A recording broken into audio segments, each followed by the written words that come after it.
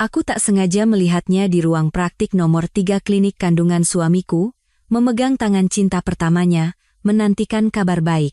Aku pun diam-diam pergi ke luar negeri, melahirkan anak-anak kami, dan memalsukan kematianku. Mendengar kabar itu, suamiku pucat pasi dan bergegas datang untuk memastikan keadaan anak kami. Tanganku gemetar. Dengan hati-hati, aku meletakkan satu tangan di atas perutku yang membuncit 8 bulan.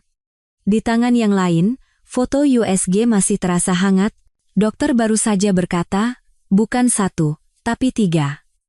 Kembar 3. Kebahagiaan yang begitu meluap membuatku nyaris tak bisa berpikir jernih. Aku ingin segera berlari. Aku ingin menyampaikan kabar ini pada suamiku, Baskara Wijaya. Pria yang telah kucintai selama 3 tahun terakhir. Aku ingin melihat ekspresi wajahnya, membayangkan betapa bahagianya dia saat tahu kami akan segera menyambut 3 malaikat kecil. Aku bergegas menyusuri koridor putih bersih klinik kandungan, berbelok di sudut menuju lobi utama. Namun, saat itu juga, langkahku seolah terpaku di lantai keramik. Ruang praktik nomor 3. Dari celah pintu yang sedikit terbuka, tampak punggung yang lebar dan tegap yang begitu ku kenal Baskara, tapi ia tidak sendirian. Tangannya, yang begitu ingin ku genggam, kini erat memegang tangan wanita lain. Wanita itu Rania. Cinta pertamanya yang begitu membekas. Wanita yang meninggalkannya 3 tahun lalu untuk studi di luar negeri, tepat saat kami memulai pernikahan kami. Jantungku serasa diremas. Mengapa mereka di sini, di klinik kandungan ini? Tanpa sadar, aku menahan napas dan menajamkan pendengaran. Dari dalam ruang praktik, suara dokter terdengar dingin dan jelas, bagaikan sebuah vonis. Selamat, Ibu. Usia kandungannya sudah 6 minggu dan janinnya tumbuh dengan sangat sehat. Seketika, foto USG kembar 3 di tanganku terasa seberat batu. Detak jantung dunia yang selama ini kusimpan dengan berharga, mendadak terasa konyol. 6 minggu yang lalu. Bukankah itu saat Baskara bilang harus segera melakukan perjalanan bisnis ke Singapura? Jadi, perjalanan bisnisnya adalah ke sini. Sikap dingin yang ia tunjukkan padaku selama ini, bukan karena khawatir akan memengaruhi janin, tapi karena ia sudah punya kekhawatiran lain. Kakiku lemas, aku harus bersandar pada dinding yang dingin, agar bisa tetap berdiri. Koridor rumah sakit terasa berputar. Aku melihat Rania bersandar lemah di bahu suamiku, dan kulihat ketegangan serta penantian di wajah Baskara. Ekspresi yang belum pernah kulihat sebelumnya. Aku harus pergi. Jika berada di sini 1 detik lebih lama, aku merasa tak akan bisa bernapas. Aku memeluk perutku erat-erat, menyeret langkahku yang berat, ketiga anakku. Bahkan sebelum melihat cahaya dunia, ayah mereka sudah bersiap menyambut kehidupan lain. Begitu keluar dari pintu utama rumah sakit, cahaya matahari yang terik menyilaukan mataku. Saat itu, ponselku berdering tanpa henti. Ibu mertuaku. Aku menarik napas dalam-dalam, menelan kembali isak tangis yang sudah sampai di tenggorokan, lalu menjawab telepon. Suara tajam Ibu Ratna langsung meledak. Kamu keluyuran kemana lagi? Sudah hamil besar begitu, kenapa seharian pergi-pergi terus? Harusnya di rumah. Siapkan makan untuk suamimu. Kamu tahu kan Baskara itu orang sibuk, jangan jadi beban untuknya. Aku menggigit bibir. Ibu, aku baru saja pulang dari klinik kandungan. Periksa apa lagi? Tak ada gunanya? Teriaknya. Dengar ya, kamu itu harusnya sadar diri. Kamu tahu kan Rania sudah pulang? Dia itu cantik, pintar, punya karier. Beda dengan orang yang cuma bisa menumpang hidup. Orang itu harusnya bertemu dengan yang setara. Dasar perempuan tidak tahu asal-usul. Ia tidak menyelesaikan kalimatnya, tetapi penghinaan dalam suaranya lebih tajam dari ribuan caci maki. Setara.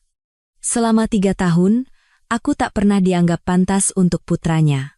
Jaga baik-baik kandunganmu itu. Cuma itu satu-satunya nilaimu.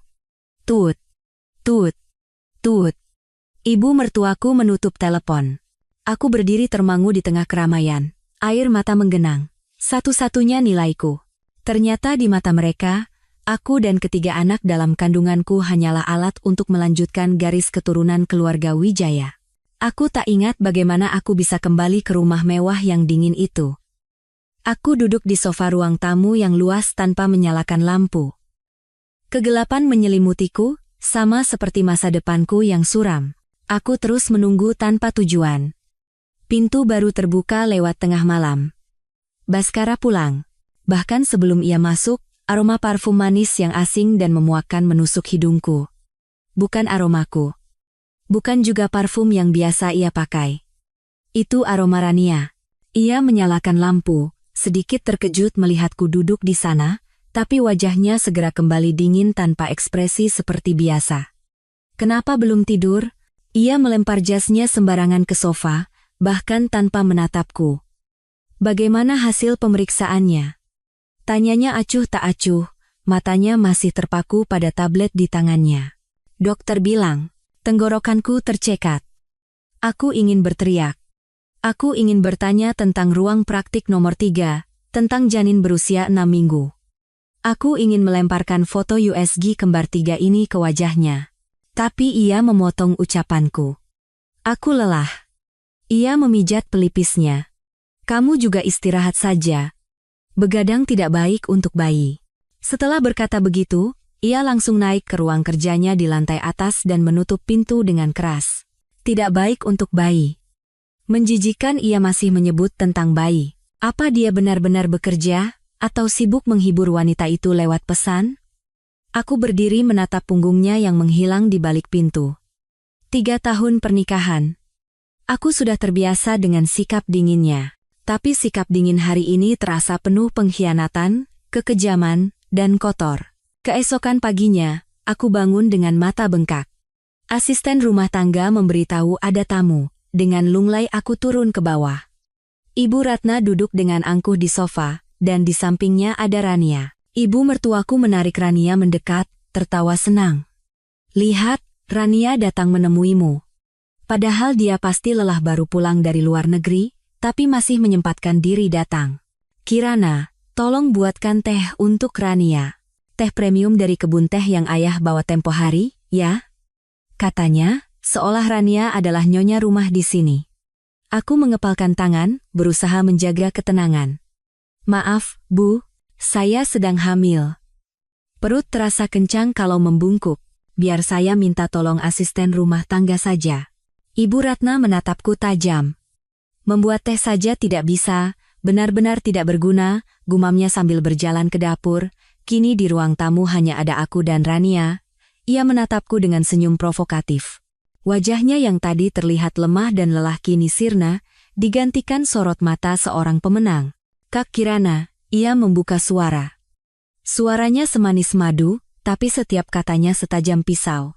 Aku datang untuk mengambil kembali apa yang memang seharusnya menjadi milikku.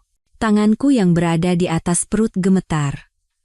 Aku menatapnya, berusaha menjaga suaraku setenang mungkin. Apa maksudmu? Kakak tidak mengerti? Rania tertawa sinis. Ia bangkit dan berjalan mengitariku, memandangi perutku yang buncit delahan bulan seolah itu barang dagangan.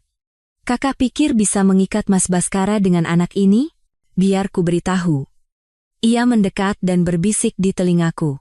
Mas Bhaskara bilang padaku, dia hanya punya rasa tanggung jawab pada anak di perut kakak. Tapi cintanya, hatinya, semuanya milikku. Tanggung jawab. 2 kata itu menghantam dadaku seperti palu godam. Kakak juga harus tahu posisimu, katanya sambil mundur selangkah dengan senyum cerah. Tepat saat itu, kontraksi hebat melanda perut bagian bawahku. Rasa sakit membuatku harus mencengkeram lengan sofa, keringat dingin mengalir di punggungku. Sakitnya membuatku sulit bernapas. Melihat keadaanku yang menyedihkan, Rania hanya tersenyum mengejek. Baru begini saja, sudah kesakitan? Perjalanan kakak masih panjang. Aku menggigit bibir hingga nyaris berdarah, menatap tajam wanita yang tersenyum penuh kemenangan di depanku. Aku menunduk menatap perutku yang mengeras karena sakit. Ketiga anakku. Mereka bahkan belum lahir. Aku tidak boleh tumbang sekarang. Baru setelah pintu dibanting tertutup dan ibu mertuaku serta Rania pergi, aku akhirnya ambruk. Aku memeluk perutku. Rasa sakit fisik ini tak ada apa-apanya dibandingkan rasa sakit hatiku yang terkoyak, 3 tahun. 3 tahun hidup sebagai istri dari pria yang dingin. Selama ini aku membohongi diriku sendiri, berpikir bahwa jika aku patuh, jika aku memberinya seorang anak, segalanya akan berubah. Kukira cintaku cukup besar untuk melelehkan hatinya yang beku. Tapi aku salah. Aku bukan orang yang ia cintai. Aku hanyalah alat penerus keturunan, mesin persalinan untuk memenuhi tanggung jawabnya pada keluarga. Cinta dan hormatku pada Baskara kini berubah menjadi rasa sakit dan benci yang meresap hingga ke tulang. Kata-kata Rania, tatapan menghina Ibu Ratna. Semua itu menjadi api yang membakar habis semua ilusiku, menyisakan amarah yang membara di atas abu. Tidak, aku tidak bisa terus hidup seperti ini. Ketiga anakku, mereka tidak pantas lahir di keluarga di mana ibunya direndahkan dan ayahnya berselingkuh. Mereka pantas mendapatkan kehidupan yang lebih baik, dan ibu yang kuat untuk melindungi mereka. Dengan tangan gemetar, aku meraih ponsel dan menekan nomor yang kukenal. Di seberang sana, telepon diangkat nyaris seketika. Terdengar suara yang hangat dan khawatir. "Kirana, kamu baik-baik saja?" Itu Dimas. Sahabat terbaikku sejak kuliah, sekarang seorang pengacara ternama. Mendengar suaranya, dinding kokoh yang kupaksa bangun seketika runtuh. Aku mulai terisak-isak, tenggorokanku tercekat hingga tak bisa bicara dengan benar. "Dimas, aku tidak tahan lagi." Dimas mendengarkan dengan tenang sampai aku selesai menceritakan semuanya dengan suara serak, mulai dari kejadian di klinik kandungan hingga drama yang dipertontonkan ibu mertua dan Rania pagi ini. Setelah aku selesai, hanya terdengar helaan napas berat dari seberang sana. Aku tahu ia sudah pernah memperingatkanku tentang pernikahan ini. 3 tahun lalu, saat aku memutuskan menikah dengan Baskara, Dimas adalah satu-satunya yang menentang. Aku akan bercerai, suaraku kini dingin, tak ada lagi kehangatan dari kelemahan. Tapi sebelumnya, aku akan membuat Baskara dan seluruh keluarganya membayar. Aku berhenti sejenak. Bisakah kamu membantuku? Apapun yang kamu mau, suara Dimas tegas. Aku akan bantu. Katakan apa yang ingin kamu lakukan. Aku menarik napas dalam-dalam, membiarkan udara dingin meresap ke paru-paruku. Aku ingin menghilang. Aku akan memalsukan kematianku saat melahirkan, lalu membawa anak-anakku ke luar negeri secara diam-diam. Aku berhenti sejenak, teringat sebuah klausul dalam perjanjian pranikah kami, klausul yang Dimas sarankan untuk kutambahkan, dan aku akan mengambil 5% saham grup Wijaya. Hening sejenak di seberang sana. Aku bisa mendengar Dimas menarik napas panjang. "Kamu yakin?" "Rencana ini sangat berisiko." "Aku yakin," jawabku tanpa keraguan sedikit pun. Mereka yang mendorongku ke tepi jurang. Sekarang giliranku untuk menyelamatkan diriku dan anak-anakku. Aku tidak punya apa-apa lagi untuk dipertaruhkan, Dimas. "Baiklah," kata Dimas. "Jika itu keputusanmu, aku akan membantumu dengan seluruh kemampuanku. Mulai sekarang, ikuti semua instruksiku." Setelah menutup telepon, aku menatap keluar jendela. Langit kelabu, sama seperti hatiku. Sebuah rencana gila dan berani baru saja terbentuk. Aku tahu jalan di depanku akan penuh duri. Tapi demi anak-anakku, aku tak punya pilihan lain. Baskara bilang ia harus pergi perjalanan bisnis selama seminggu. Aku tidak bertanya kemana, juga tidak peduli. Ketiadaannya di rumah besar ini setidaknya mengurangi sedikit sesak di udara. Ibu mertuaku juga tidak lagi menggangguku lewat telepon. Mungkin ia sibuk mengurus calon menantu barunya. Semua ini menciptakan keheningan yang sempurna bagiku untuk mulai beraksi. Langkah pertama adalah mengumpulkan bukti. Menggunakan ponsel lain, aku merekam semua panggilan telepon berisi cacian dan makian yang dilontarkan Ibu Ratna selama ini. Kata-kata kejam itu akan menjadi bagian dari dokumen yang dibutuhkan Dimas. Saat sedang merapikan ruang kerja Baskara, tempat yang biasanya jarang kumasuki, pandanganku berhenti pada laci paling bawah di mejanya. Laci itu selalu terkunci. Selama 3 tahun, aku tak pernah melihatnya membuka laci itu, dan tak pernah penasaran apa isinya. Tapi hari ini berbeda. Ada dorongan aneh untuk tahu, rahasia apa yang disembunyikan pria yang pernah kucintai itu di dalamnya.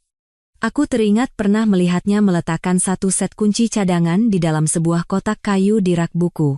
Dengan hati-hati, Aku menurunkan kotak itu. Benar saja, di dalamnya ada sebuah kunci kecil berbentuk kuno, jantungku berdebar kencang. Aku memasukkan kunci itu ke lubang kunci. Klik. Suara kunci terbuka terdengar begitu nyaring di ruangan yang senyap. Tanganku sedikit gemetar. Apa yang sedang kulakukan? Melanggar privasinya. Tapi bayangan dirinya menggenggam tangan Rania di rumah sakit menghilangkan semua keraguanku. Aku tidak berutang apapun lagi padanya. Perlahan aku membuka laci itu. Isinya tidak banyak. Hanya setumpuk tipis dokumen yang dijepit rapi dan sebuah buku catatan bersampul kulit hitam yang sudah usang. Aku mengambil tumpukan dokumen terlebih dahulu. Itu adalah lampiran perjanjian pranikah kami. Dokumen yang belum pernah kulihat. Saat membalik lembar demi lembar, aku membeku. Di sana tertulis dengan jelas sebuah klausul tambahan. Apabila pihak pertama, Kirana Dewi, mengalami kerugian mental yang serius akibat tindakan perselingkuhan yang dilakukan oleh pihak kedua, Baskara Wijaya, maka pihak pertama berhak penuh atas 5% saham grup Wijaya dan hak asuh mutlak atas anak. Di bawahnya, ada tanda tangannya. Tulisan tangan yang kuat dan tegas. Tanggal penandatanganan adalah seminggu setelah pernikahan kami. Kenapa? Kenapa ia menandatangani klausul yang begitu merugikan dirinya sendiri? Ini seperti menjerat lehernya sendiri. Pikiranku kalut. Saat mencoba memahami logika di balik tindakannya, selembar foto kecil jatuh dari sela-sela dokumen, aku membungkuk dan mengambilnya. Foto itu sudah pudar dimakan waktu, ujung-ujungnya usang. Dalam foto, seorang wanita muda sedang berdiri di podium, dengan penuh semangat mempresentasikan koleksi perhiasannya. Cahaya panggung menyorot wajahnya, membuat senyumnya yang penuh percaya diri dan gairah bersinar terang. Sudut pengambilan gambar jelas dari bawah, dari bangku penonton, seperti foto curi-curi. Wanita di foto itu adalah diriku 7 tahun lalu, saat mengikuti lomba desain bintang muda di kampus. Kenapa? Kenapa Baskara punya foto ini? Saat itu kami bahkan belum saling kenal. Tanganku yang memegang foto gemetar tak terkendali. Ribuan pertanyaan berputar di kepalaku. Mungkinkah ia sudah mengenalku sejak dulu? Mungkinkah pernikahan ini bukan sekadar transaksi bisnis seperti yang selalu kupikirkan? Aku merasa ada sesuatu yang terpendam jauh di balik penampilan luarnya yang dingin, sesuatu yang tak pernah ku ketahui. Aku meletakkan foto itu, dan tanganku beralih ke buku catatan bersampul kulit hitam. Rasa takut dan penasaran datang bersamaan. Haruskah ku baca? Ini adalah dunia pribadinya, tempat pikiran-pikirannya yang paling rahasia. Tapi kemudian aku berkata pada diriku sendiri, aku harus tahu. Aku harus tahu siapa sebenarnya pria yang kunikahi, ayah dari anak-anakku. Aku menarik napas dalam-dalam dan membuka halaman pertama. Tulisan tangan Baskara, seperti tanda tangannya, kuat dan tegas. Itu adalah sebuah buku harian. Aku mulai membaca. Air mata mengalir tanpa henti. Di balik keheningannya, ada begitu banyak penderitaan dan kebingungan. Ternyata ia tidak sedingin yang kukira. Aku membalik ke halaman-halaman terbaru. Tanggal, Kirana hamil. Aku akan menjadi seorang ayah. Perasaan yang sulit dijelaskan. Senang, sekaligus takut. Takut aku tidak akan menjadi ayah yang baik. Takut aku tidak akan tahu cara mencintai anakku, sama seperti aku tidak tahu cara mencintai ibunya. Tanggal, Rania kembali. Dia datang menemuiku. Ibu terlihat sangat senang, tapi aku tidak. Masa lalu adalah masa lalu. Yang paling kutakutkan sekarang adalah Kirana salah paham. Apa yang harus kulakukan? Aku tidak ingin kehilangannya. Sama sekali tidak. Entry terakhir ditulis beberapa hari yang lalu. Tulisannya sedikit acak-acakan, menunjukkan betapa kalutnya si penulis. Tanggal. Hari ini dia menatapku dengan tatapan asing. Tatapan itu lebih menyakitkan dari 1000 pisau. Aku tahu aku telah menyakitinya. Tapi aku tidak tahu bagaimana cara menjelaskannya. Kirana, kumohon. Jangan tinggalkan aku. Aku menyandarkan kepalaku di meja dan terisak. Buku harian di tanganku basah oleh air mata. Apakah aku salah? Apakah semua yang kulihat dan kudengar hanyalah permukaan dari kebenaran lain? Pria ini, Dia mencintaiku? Perasaannya padaku bukan sekadar tanggung jawab, melainkan cinta kikuk yang tak tahu cara diungkapkan. Secercah harapan mulai menghangatkan hatiku yang membatu. Tapi, kejadian di rumah sakit? Janin Rania yang berusia 6 minggu? Jika ia tidak mencintainya, kenapa ia pergi ke klinik kandungan bersamanya? Aku duduk tak bergerak di ruang kerja Baskara, pikiranku kosong. Buku harian dan foto usang di atas meja seolah menertawakan rencana balas dendamku. Jika apa yang ia tulis adalah kebenaran, lalu aku ini apa? Seorang istri yang mencurigai suaminya, yang hendak menjebak pria yang diam-diam mencintainya? Kebencianku mulai goyah. Mungkin aku harus menunggunya kembali. Mungkin kami harus bicara dari hati ke hati. Mungkin semua ini hanyalah kesalahpahaman yang mengerikan. Tepat saat itu, ponselku berdering. Ibu mertuaku. Melihat nama itu, secercah harapan yang baru saja tumbuh langsung meredup. Aku menarik napas dalam-dalam, menekan gejolak di hati, dan menjawab telepon. Iya, Bu. Kamu di mana sekarang? Suara Ibu Ratna masih saja tajam. Akhir pekan ini akan ada tamu penting, jadi bersihkan kamar tamu di lantai 2. Jangan lupa ganti spraynya dengan set sutra mewah yang Ibu beli tempo hari. Jangan pajang barang-barang murahanmu itu. Aku mengerutkan kening. Tamu penting? Siapa, Bu? Ibu Ratna tertawa puas. Siapa lagi kalau bukan Rania? Dia kan baru pulang, belum terbiasa dengan rumahnya, jadi ibu suruh dia menginap di sini beberapa hari. Sekalian jadi teman ngobrol, bagus kan? Baskara juga sudah setuju. Dia kan calon menantuku juga, jadi kamu harus bersikap sopan. Telingaku berdengung. Baskara setuju? Dia setuju Rania masuk ke rumah kami? Ke rumah ini? Tapi, Bu, saya sedang hamil. Agak sulit untuk naik-naik atau bersih-bersih. Aku mencoba beralasan. Sulit sedikit ya harus dilakukan. Teriak Ibu Ratna. Baru hamil saja sudah manja. Dengar ya, yang penting itu darah Wijaya di perutmu, bukan dirimu. Jangan sok penting, bersihkan saja yang bersih. Jangan sampai Rania melihat dan menertawakanmu. Dengan nada seolah memberi anugerah, ia menambahkan, lagi pula, rumah ini akan segera punya nyonya baru. Sebaiknya kamu mulai berkemas dari sekarang. Sebelum diusir paksa. Klik. Ia menutup telepon. Aku berdiri terpaku. Ponsel di tanganku terasa sedingin es. Buku harian. Foto usang.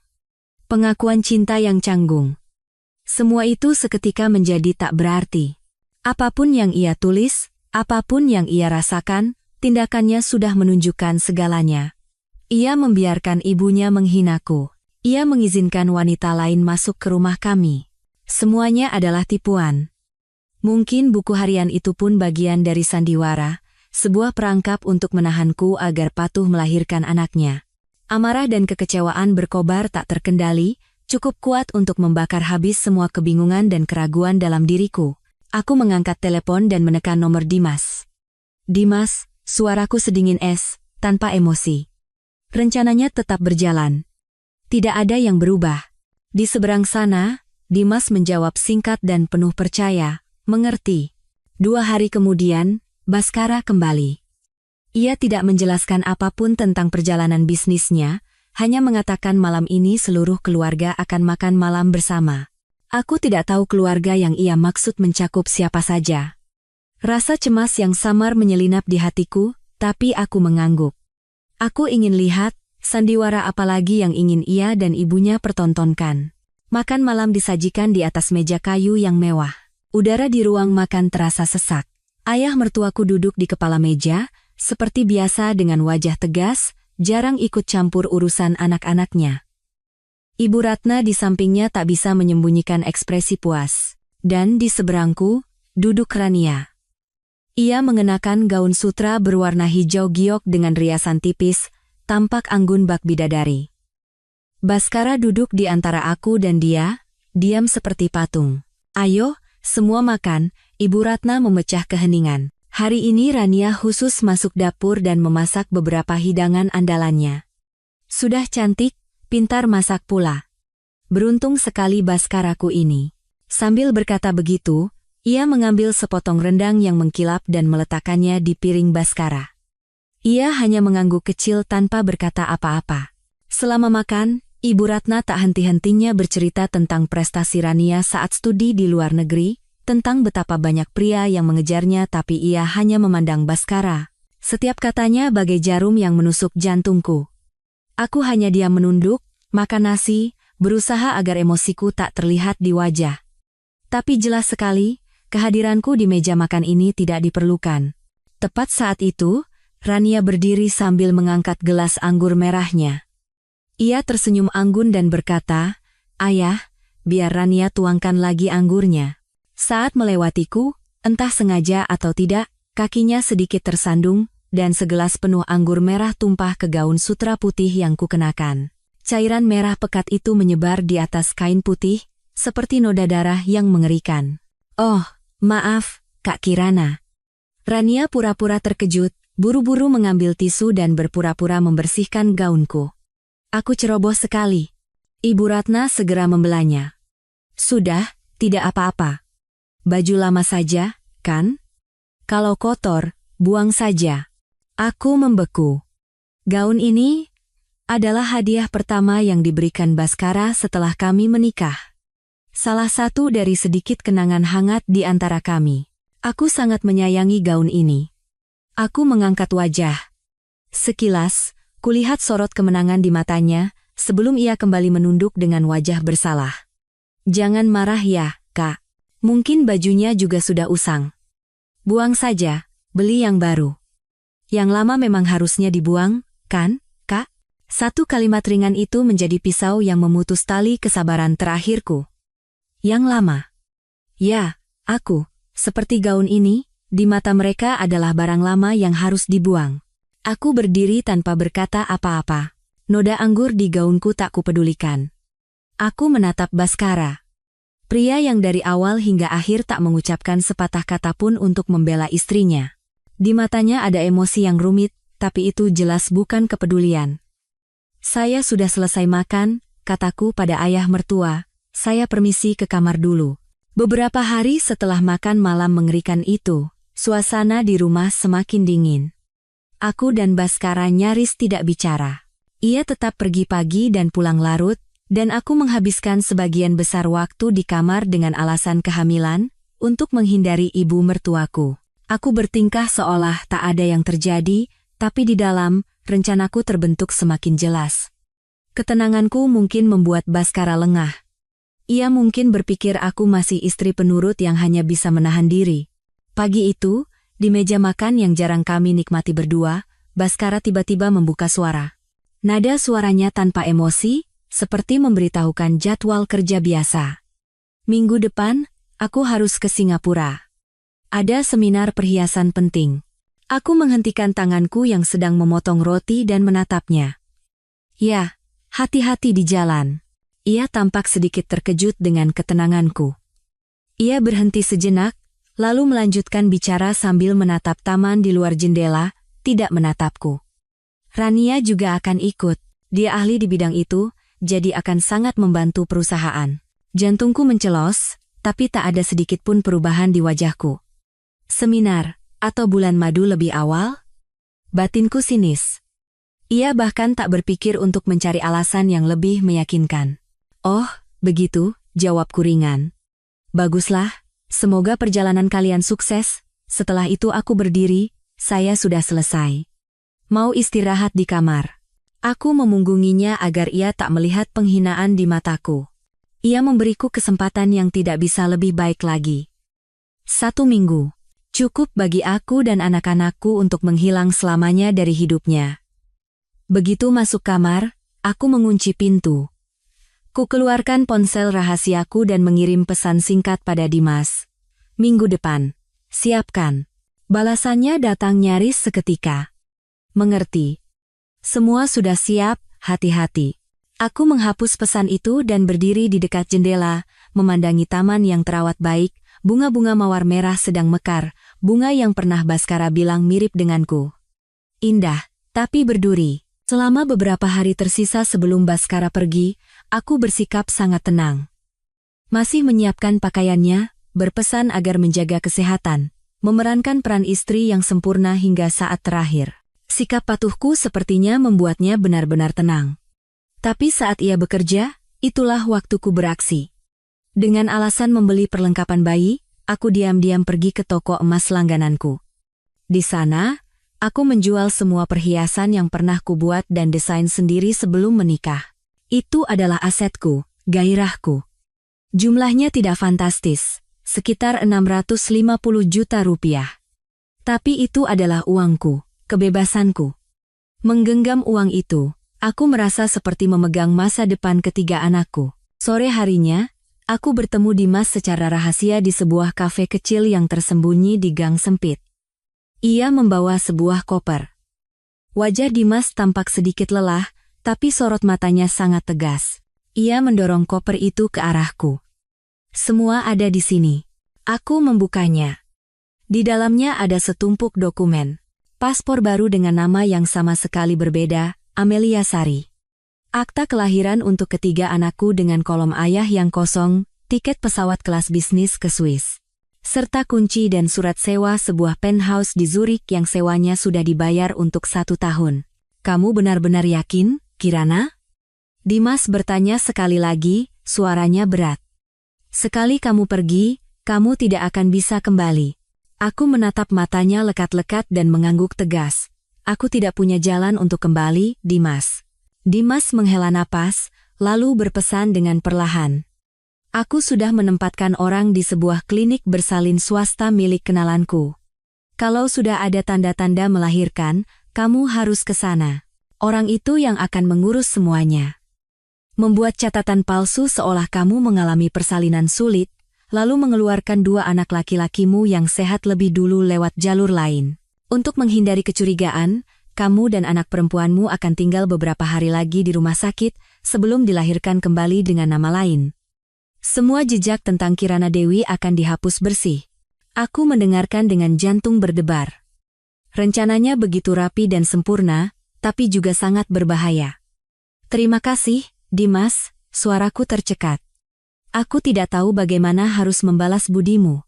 Dimas hanya tersenyum sedih. Tidak ada utang di antara kita. Asal kamu dan anak-anak selamat, itu sudah cukup. Malam itu setelah pulang, aku mulai berkemas. Bukan koper mewah, melainkan sebuah tas ransel kecil. Aku tidak membawa barang apapun yang menjadi milik rumah ini. Hanya beberapa setel baju bayi, sedikit popok, dan 3 pasang sepatu rajut kecil yang kubuat sendiri. Saat memasukkan sepatu rajut terakhir, tanganku sedikit gemetar. Aku membawa anak-anakku ke perjalanan yang masa depannya tidak pasti. Tapi aku percaya, selama ada ibu di sisi mereka, mereka akan baik-baik saja. Malam itu, rumah besar ini sunyi senyap. Baskara mungkin sedang di ruang kerjanya, menyelesaikan sisa pekerjaan sebelum perjalanan panjang. Aku di kamarku, memeriksa tas ranselku untuk terakhir kalinya. Semua sudah siap.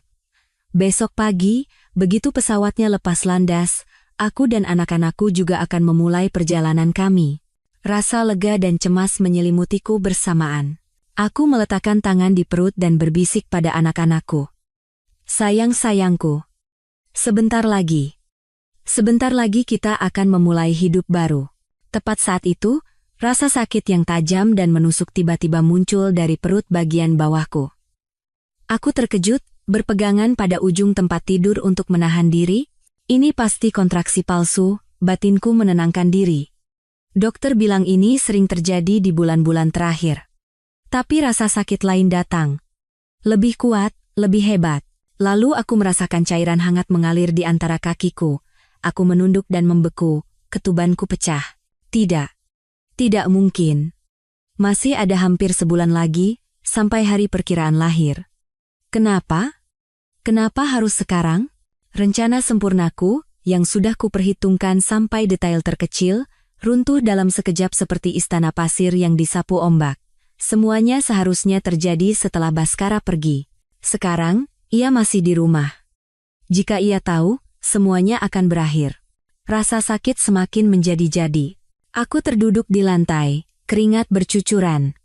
Aku menggigit bibir, berusaha tidak mengeluarkan suara rintihan sedikit pun. Apa yang harus kulakukan? Menelepon Dimas? Tapi bagaimana ia bisa masuk ke sini? Menelepon ambulans? Rumah sakit pasti akan langsung menghubungi Baskara. Dalam kepanikan yang luar biasa, aku merangkak ke arah tas, mencoba mengambil ponsel rahasiaku. Jari-jariku gemetar, sulit sekali menekan nomor Dimas. Dimas. Aku terengah-engah dengan suara parau karena sakit. Tolong aku. Kirana? Ada apa? Di seberang sana, suara Dimas penuh keterkejutan. Ketubanku pecah. Aku tak bisa melanjutkan. Sepertinya aku akan melahirkan. Rencananya harus diubah. Sampai di situ, kontraksi hebat lainnya datang. Aku tak bisa bicara lagi. Ponsel terlepas dari tanganku, jatuh ke lantai. Aku meringkuk, memeluk perutku. Pintu ruang kerja Baskara tertutup rapat. Hanya beberapa langkah dariku, ia sama sekali tidak tahu istri dan anak-anaknya sedang berada di antara hidup dan mati. Rasa sakit merobek semua pikiranku. Duniaku menyempit menjadi gelombang kontraksi yang tak henti-hentinya dan napasku sendiri yang terengah-engah. Aku tidak tahu bagaimana Dimas melakukannya. Yang kuingat samar-samar adalah ia meneleponku kembali. Suaranya panik, tapi dengan tenang membimbingku yang sudah setengah sadar karena sakit. Kirana, dengarkan aku. Kamu bisa merangkak sampai pintu belakang. Pintu taman. Aku menunggu di sana. Bertahanlah sedikit lagi. Entah dari mana kekuatan itu datang. Mungkin naluri seorang ibu. Aku mengertakkan gigi, berpegangan pada dinding, merangkak sedikit demi sedikit keluar kamar. Untungnya, asisten rumah tangga sudah pulang dan Baskara masih terkunci di ruang kerjanya. Koridor yang panjang, setiap meter terasa seperti satu abad. Akhirnya, saat membuka pintu belakang, Dimas dengan wajah pucat pasi karena khawatir langsung berlari masuk. Tanpa berkata apa-apa, ia cepat-cepat menyampirkan mantel ke tubuhku dan memapahku ke mobil yang sudah siaga. Ke klinik Permata Medika, kata Dimas pada sopir, lalu menggenggam tanganku erat. Semuanya akan baik-baik saja, Kirana. Aku sudah menghubungi Dokter Susan. Beliau akan mengurus semuanya. Aku hanya bisa mengangguk. Rasa sakit membuatku tak bisa bicara.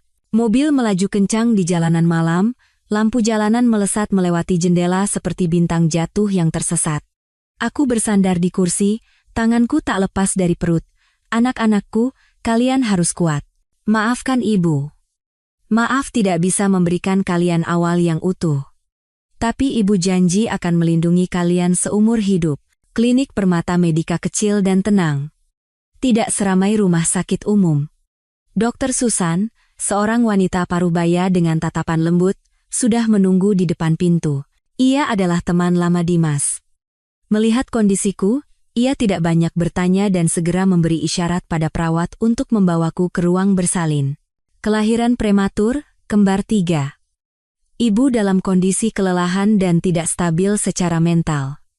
Itu adalah perjuangan yang sesungguhnya. Aku merasa seperti tenggelam ke dalam jurang tak berujung. Gelombang kontraksi bertubi-tubi menguras sisa tenagaku. Ada saat di mana aku ingin menyerah, tapi kemudian, tangisan pertama yang mungil pecah. Lalu yang kedua. Akhirnya, tangisan ketiga. 2 laki-laki, 1 perempuan. Dokter Susan membawa bayi-bayi itu mendekat, memperlihatkan wajah mereka padaku. Selamat, Bu. Ibu dan semua bayinya selamat, 2 putranya sangat sehat. Putri bungsunya sedikit kecil, 1,6 kilogram, jadi harus diobservasi lebih lama di inkubator. Dengan tangan gemetar, aku mengulurkan tangan untuk menyentuh kehidupan-kehidupan kecilku. Wajah mereka keriput dan merah, tapi bagiku mereka adalah malaikat terindah di dunia. Aku berhasil. Aku membawa mereka ke dunia ini. Tenagaku habis. Kelopak mataku terasa seberat timah. Tepat sebelum terlelap, aku mendengar Dimas berkata pada Dokter Susan dengan suara pelan dan tegas. Dokter, sekarang, kita mulai rencananya. Aku terbangun di kamar rumah sakit yang sunyi. Bau disinfektan yang samar dan nyeri tumpul dari bekas operasi memberitahuku bahwa semuanya telah berakhir. Dimas duduk di kursi di sampingku. Wajahnya tampak lelah, tapi matanya tetap tajam. Bagaimana keadaanmu? Tanyanya, suaranya serak. Anak-anak. Di mana anak-anakku? Itulah hal pertama yang terlintas di pikiranku. Tenang, Dimas menenangkanku. Kedua putramu sedang dirawat oleh perawat terpercaya di kamar lain. Putrimu masih di inkubator, tapi dia pejuang tangguh. Dokter Susan bilang kondisinya sangat stabil. Aku menghela napas lega. Lalu, ketakutan lain datang. Rencananya. Baskara. Sudah kuurus, suara Dimas menjadi tegas. Tadi malam, di rumah sakit kota, seorang ibu tanpa identitas meninggal karena kecelakaan medis. Dengan bantuan Dokter Susan, kita menukar catatannya. Secara resmi, Kirana Dewi, istri dari CEO Grup Wijaya Baskara Wijaya, meninggal karena pendarahan pasca melahirkan. Putri bungsunya yang lahir prematur juga meninggal bersamanya. Aku termangu. Memalsukan kematian. Dua kata itu terasa begitu asing dan berat. Benarkah aku telah sampai sejauh ini? Pagi ini, lanjut Dimas sambil menatap keluar jendela, pihak rumah sakit sudah menelepon keluarga Wijaya, aku juga sudah menempatkan orang di kamar jenazah. Dengan alasan jenazahnya tidak utuh, mereka hanya akan diizinkan melihat dari jauh. Tidak akan ada yang curiga. Aku memejamkan mata. Terbayang ekspresi Baskara saat mendengar kabar itu. Akankah ia merasa sakit? Atau ia akan menghela napas lega, akhirnya terbebas dari beban? Ibu Ratna mungkin akan mengadakan pesta perayaan. Setetes air mata panas mengalir di pelipisku. Aku membencinya, tapi memikirkan bahwa aku telah merancang drama tragis ini, ada sudut hatiku yang terasa sakit. Mungkin sebagian dari diriku juga telah mati bersama drama ini. Kirana, Dimas memanggil pelan, menarikku dari lamunan. Ini semua baru permulaan. Demi anak-anak, kamu harus kuat. Aku membuka mata, menatap mata Dimas yang tegas. Ya, demi anak-anak. Aku cepat-cepat menghapus air mataku. Aku tahu. Apa langkah selanjutnya? Sekarang kamu harus istirahat. Beberapa hari lagi, saat kamu sudah cukup pulih untuk berjalan, kita akan pergi dari sini. Semua dokumen dan rute pelarian kalian sudah kusiapkan. Aku tidak menyaksikannya secara langsung, tetapi dari cerita-cerita yang sesekali disampaikan Dimas, aku bisa membayangkan betapa gilanya Baskara hari itu. Dimas menempatkan orang untuk terus mengawasi situasi di kediaman Wijaya, dan apa yang terjadi di sana benar-benar di luar dugaanku. Telepon dari rumah sakit datang saat Baskara dan Rania sedang berada di Bandara Soekarno-Hatta, bersiap untuk check-in. Menurut orang Dimas, wajah Baskara masih sedingin es saat petugas bandara memanggil namanya untuk menerima telepon darurat. Tapi beberapa detik kemudian, orang-orang di sekitarnya melihatnya berdiri terpaku, lalu menjatuhkan ponsel dari tangannya. Rania buru-buru mendekat untuk menopangnya, tapi ia mendorong wanita itu dengan kasar. Tanpa sepatah kata pun, ia berlari keluar bandara seperti orang gila, meninggalkan Rania yang termangu dengan barang bawaan mereka. Ia bahkan tak sempat mencari mobilnya sendiri, langsung menyetop taksi dan meneriakkan alamat rumah sakit. Saat Baskara menyerbu masuk ke rumah sakit, ia seperti binatang buas yang terluka, kata Dimas. Penampilan CEO grup ternama yang biasanya tenang dan berkelas sirna tak berbekas. Rambutnya acak-acakan, kemeja mahalnya kusut, dan kedua matanya merah padam karena pembuluh darah yang pecah. Ia mencengkeram kerah dokter jaga dan menggeram. Di mana istriku? Dokter Susan. Panggil perempuan itu sekarang. Ketika dokter Susan muncul dengan ekspresi sedih yang telah disiapkan, ia hanya menggelengkan kepala dan berkata, "Maaf, Pak Baskara, pendarahan nyonya terlalu parah. Kami sudah berusaha semaksimal mungkin." "Tidak mungkin," teriak Baskara dengan suara serak. "Dia sehat. Kalian bohong. Pasti ada yang salah kalian lakukan." "Anakku. Di mana anakku?" Ia mengguncang bahu Dokter Susan dengan keras. Putri Bapak yang lahir prematur juga terlalu lemah. Ia ikut menyusul ibunya ke surga.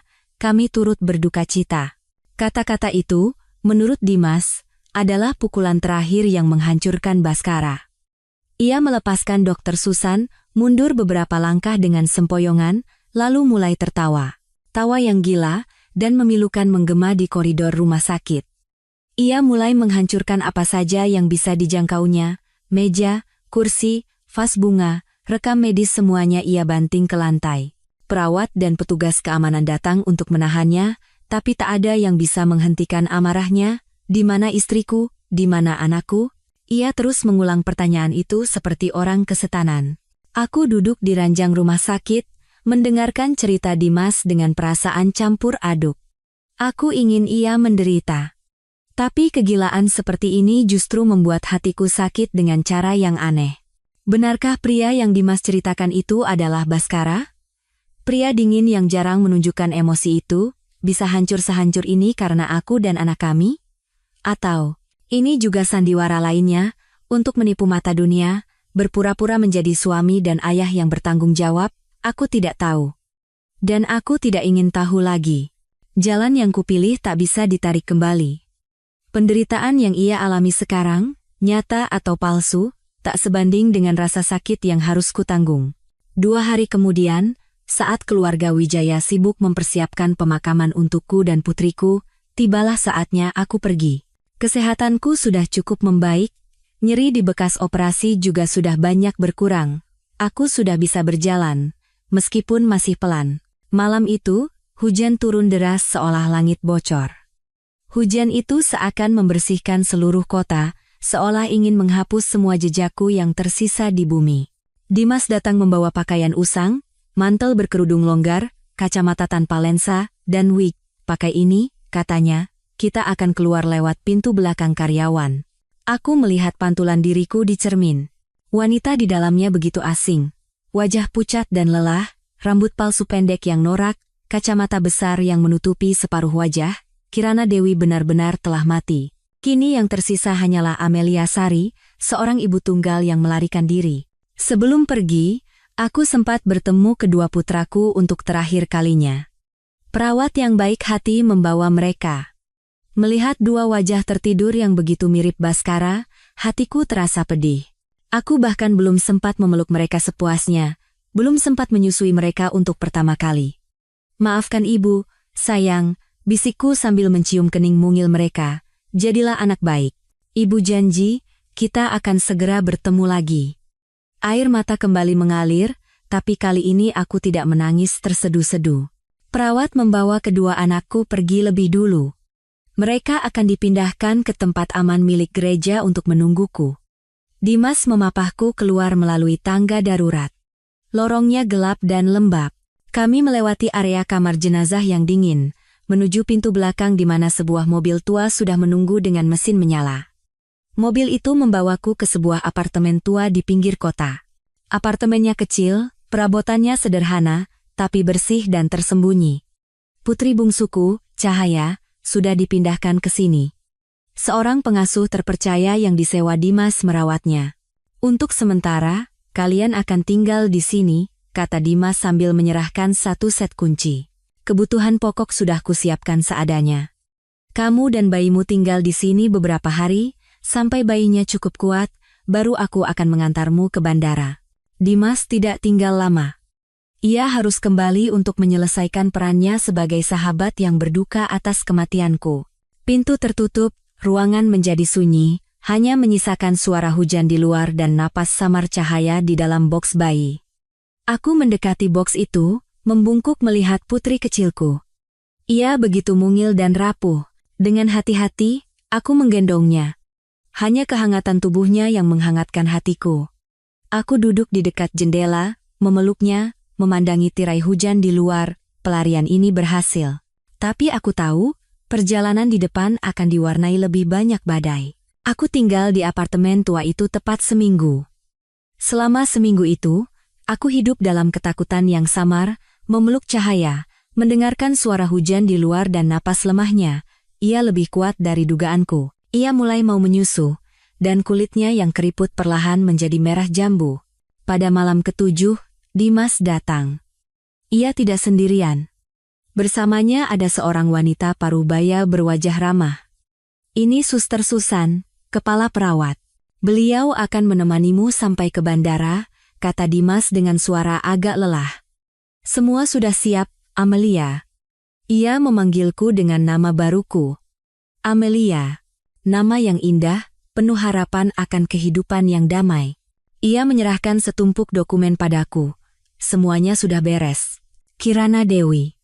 Ia berhenti sejenak, seolah nama itu tercekat di tenggorokannya, kemarin sudah dikremasi. Baskara yang mengambil abunya. Jantungku mencelos, ia mengambil abuku. Aku tak tahu apa perasaanku sekarang. Puas? Atau sedih yang samar? Pria yang saat aku hidup tak pernah memberiku kehangatan, setelah aku mati malah mengambil abuku, sungguh ironis.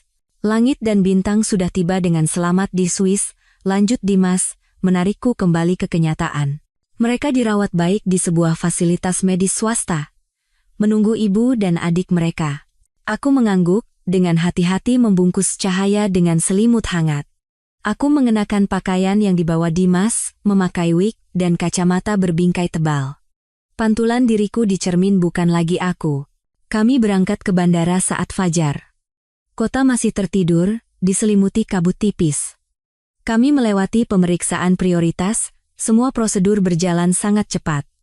Aku bisa membayangkan betapa kerasnya usaha Dimas. Selama proses itu, jantungku berdebar tak karuan. Aku takut seseorang akan memanggil namaku, takut pintu akan terbuka dan Baskara muncul. Dimas mengantarku sampai depan gerbang keberangkatan. Kirana. Ia tak sengaja memanggil nama asliku, lalu buru-buru meralatnya. Amelia. Sesampainya di sana, orangku akan menjemput. Uang hasil jual perhiasan sudah kutransfer semua ke rekening barumu, hiduplah dengan baik. Aku menatapnya, satu-satunya sahabatku.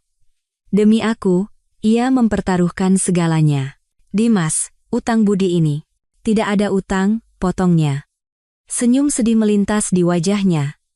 Jangan bicara seperti itu di antara kita. Asal kamu dan anak-anak selamat, itu sudah cukup. Ia tampak ragu, seperti ingin mengatakan sesuatu lagi, tapi akhirnya mengurungkannya. Pergilah. Jangan menoleh ke belakang. Aku memeluk Cahaya erat-erat dan melangkah melewati gerbang keberangkatan, dan aku tidak menoleh ke belakang. Pesawat membelah kegelapan, terbang ke langit yang asing. Aku menatap kota di bawah. Lampu-lampunya semakin menjauh, lalu hilang di telan awan. Air mata mengalir. Tapi ini bukan air mata kelemahan. Ini adalah air mata kelahiran kembali. Selamat tinggal, kehidupan Kirana Dewi. Selamat tinggal, masa lalu yang penuh sakit dan hina. Mulai sekarang, aku adalah Amelia. Aku akan hidup, untuk anak-anakku, dan untuk diriku sendiri. 5 tahun. Waktu yang cukup untuk luka berdarah menjadi bekas luka samar, untuk wanita lemah yang hanya bisa menangis berubah menjadi ibu yang tangguh. Zurich, Swiss. Hari-hari pertama di negeri asing ini bagaikan neraka. Aku tidak bisa berbahasa Jerman, tidak punya keluarga untuk bersandar. Yang kumiliki hanyalah sedikit uang dan 3 anak kecil. Langit dan bintang baik-baik saja, tapi putriku yang berharga, Cahaya, ia lahir prematur, lebih lemah dari yang lain. Suatu malam di musim dingin, saat seluruh dunia tertutup salju putih, ia demam tinggi dan kejang. Di apartemen sewaan yang dingin, aku memeluknya, merasa begitu tak berdaya dan sendirian hingga ingin menyerah, tapi aku tak bisa. Aku melihat kedua putraku yang tertidur di samping, melihat Cahaya yang bernapas dengan susah payah di pelukanku. Aku harus hidup. Aku bukan lagi Kirana Dewi, aku Amelia, dan aku seorang ibu. Dengan sisa uang yang ada, aku mendaftar kursus intensif bahasa Jerman dan kelas lanjutan desain perhiasan. Siang hari, ketiga anakku kutitipkan di penitipan anak. Aku belajar gila-gilaan seperti spons, mencoba menyerap semua pengetahuan. Malam harinya, aku mengambil pekerjaan sampingan membuat perhiasan di rumah, bekerja hingga subuh setelah anak-anak tidur. Bakat dan kerja kerasku membuahkan hasil. Mulai dari pesanan kecil, perlahan aku mulai mendapat pesanan besar. Perlahan, aku membangun merekku sendiri, Amelia Jewelry. 5 tahun kemudian, aku tidak lagi tinggal di apartemen sewaan yang sempit. Aku membeli sebuah rumah kecil yang cantik dengan balkon yang menghadap ke danau Zurich yang biru. Anak-anakku kini berusia 6 tahun, putra sulungku, Langit, semakin besar semakin mirip Baskara. Ia pendiam dan tidak banyak bicara, tapi sangat dewasa, selalu bertindak sebagai kakak tertua dan menjaga kedua adiknya. Bintang kebalikannya. Ia jahil, aktif, dan mulutnya tak pernah berhenti bicara, menjadi pelawak di rumah. Dan Cahaya, fisiknya sedikit lebih lemah dari kedua kakaknya, tapi ia sangat cerdas dan peka. Kehidupan kami berempat penuh perjuangan, tapi juga tawa. Kecuali satu kekosongan. Satu pertanyaan yang selalu kutakuti untuk kuhadapi. Suatu malam, saat aku sedang menyelimuti anak-anak, Bintang tiba-tiba bertanya. Mama, tadi di sekolah Lukas pamer tentang ayahnya. Terus dia tanya, kenapa aku nggak pernah cerita tentang ayah? Ayah kita di mana, Ma? Langit yang terbaring diam juga membuka matanya lebar-lebar menatapku. Cahaya pun mengangkat wajahnya dengan tatapan polos. Jantungku serasa diremas. Selama 5 tahun ini, aku takut hari ini akan datang. Apa yang harus kukatakan? Bahwa ayah kalian masih hidup, tapi meninggalkan kalian bahkan sebelum kalian terbentuk? Bahwa ayah kalian hidup bahagia dengan wanita lain, dan kalian adalah kesalahan yang harus dilupakan? Haruskah kutanamkan fakta kejam itu ke dalam jiwa-jiwa polos mereka? Tidak, aku tidak bisa. Aku menarik napas dalam-dalam, menelan kembali air mataku. Aku memeluk ketiga anakku dan dengan senyum getir, aku mengarang kebohongan terindah yang bisa kupikirkan. Sayang-sayangku, suaraku tercekat. Ayah kalian adalah seorang pahlawan. Pahlawan? Tanya Cahaya dengan mata berbinar. Iya, aku mencium keningnya. Ayah adalah orang yang sangat berani. Dia meninggal dalam kecelakaan saat mencoba menyelamatkan banyak orang. Ayah sudah pergi ke surga, dan dari atas bintang sana, dia setiap hari tersenyum melihat kita berempat. Kupikir, lebih baik anak-anakku tumbuh dengan bangga pada ayah pahlawan yang telah tiada, daripada tumbuh dengan membenci ayah pengkhianat yang masih hidup. Paris yang gemerlap menyambutku dengan udara awal musim gugur yang sejuk. Aroma roti yang baru dipanggang dan parfum yang pekat memenuhi udara. Aku hadir sebagai salah satu desainer utama di Paris Jewelry Week, salah satu acara paling bergengsi di industri ini. Ini adalah lompatan besar dalam karirku. Pengakuan yang kudapatkan dari kerja keras tanpa henti, darah, dan air mata selama 5 tahun. Malam ini adalah malam penganugerahan. Aku berdiri di depan cermin, menatap pantulan diriku. Aku mengenakan gaun malam berwarna biru safir yang pas di badan. Rambut pendekku ditata dengan gaya yang edgy, dan bibirku dipoles lipstik merah pekat. Aku bukan lagi Kirana Dewi berambut panjang dan lemah yang hanya memakai gaun berwarna lembut untuk menyenangkan ibu mertuanya. Aku adalah Amelia, percaya diri, mandiri, dan sedikit tajam. Nama koleksiku adalah Kebangkitan Sang Phoenix. Itu adalah kisah hidupku. Seekor phoenix yang terbakar habis dalam api pengkhianatan dan keputusasaan, yang dikira telah mati, bangkit kembali dari abu, lebih megah dan kuat dari sebelumnya. Dan namaku dipanggil. Penghargaan paling bergengsi tahun ini, Innovative Designer of the Year, diberikan kepada desainer Amelia Sari untuk koleksinya, Kebangkitan Sang Phoenix. Seluruh hadirin bergemuruh dalam tepuk tangan. Kilatan lampu kamera menyilaukan mataku. Dengan jantung berdebar, aku naik ke atas panggung. Menerima piala dari tangan ketua panitia, aku tersenyum dan memulai pidato penerimaanku dalam bahasa Pransis yang fasih, yang telah kupelajari dengan susah payah. Aku berterima kasih pada panitia, pada rekan-rekanku yang telah percaya padaku. Dan terakhir, aku menatap lurus ke lensa kamera, dan dengan suara bergetar karena emosi, aku berkata, dan penghargaan ini ingin saya persembahkan untuk 3 alasan hidup saya. Untuk malaikat-malaikat kecil saya yang sedang menunggu di Zurich, langit, bintang, dan cahaya. Kalian yang memberiku kekuatan untuk lahir kembali dari abu ini. Setelah acara, di pesta perayaan, banyak orang mendekat untuk berjabat tangan dan bertukar kartu nama. Aku memasang senyum sosial, menolak rayuan dengan sopan. Aku berdiri sendirian di dekat jendela kaca besar, mengangkat gelas sampanye, memandangi gemerlap lampu Menara Eiffel. Aku baru saja mengirim foto pialaku pada anak-anak dan memeriksa pesan. Tiba-tiba, aku merasakan sebuah tatapan. Tatapan yang familiar, dingin, namun membakar seperti api yang menembus punggungku. Tatapan itu. 5 tahun berlalu, sekeras apapun aku berusaha menguburnya, aku tak bisa melupakannya. Jantungku seolah berhenti, dadaku sesak. Tidak, tidak mungkin. Pasti hanya perasaanku. Aku mencoba tenang, meyakinkan diriku itu hanya kebetulan. Ini Paris, bagaimana mungkin ia ada di sini? Tapi tatapan itu masih terpaku padaku, tak bergeser sedikit pun. Suara riuh pesta menjauh, hanya detak jantungku yang berdentum di telinga. Perlahan, sangat perlahan, aku memutar tubuhku. Dunia ini ternyata lebih sempit dari yang kukira. Tidak jauh dariku, di sudut yang remang, ia berdiri diam. Baskara. 5 tahun waktu telah mengukir beberapa garis kerutan di sudut matanya, membuatnya tampak lebih dingin dan muram. Ia terlihat lebih kurus, setelan hitam mahalnya tampak longgar di tubuhnya. Ia juga memegang gelas anggur, tapi matanya tidak menatap gelas itu, matanya menatapku. Saat mata kami bertemu, waktu berhenti, dan seluruh duniaku runtuh. Rasa sakit, benci, takut yang selama 5 tahun kupaksa kubur, meledak bersamaan, mengoyak dadaku. Dia mengenaliku. Baskara sedikit mengangkat sudut bibirnya. Senyum yang tak bisa ku mengerti artinya. Ia meletakkan gelas anggurnya di meja dan mulai berjalan ke arahku. Langkah demi langkah, pelan tapi mengintimidasi. Seperti predator yang mendekati mangsa yang sudah lama hilang. Jantungku berdebar seperti jenderang, menghantam dadaku.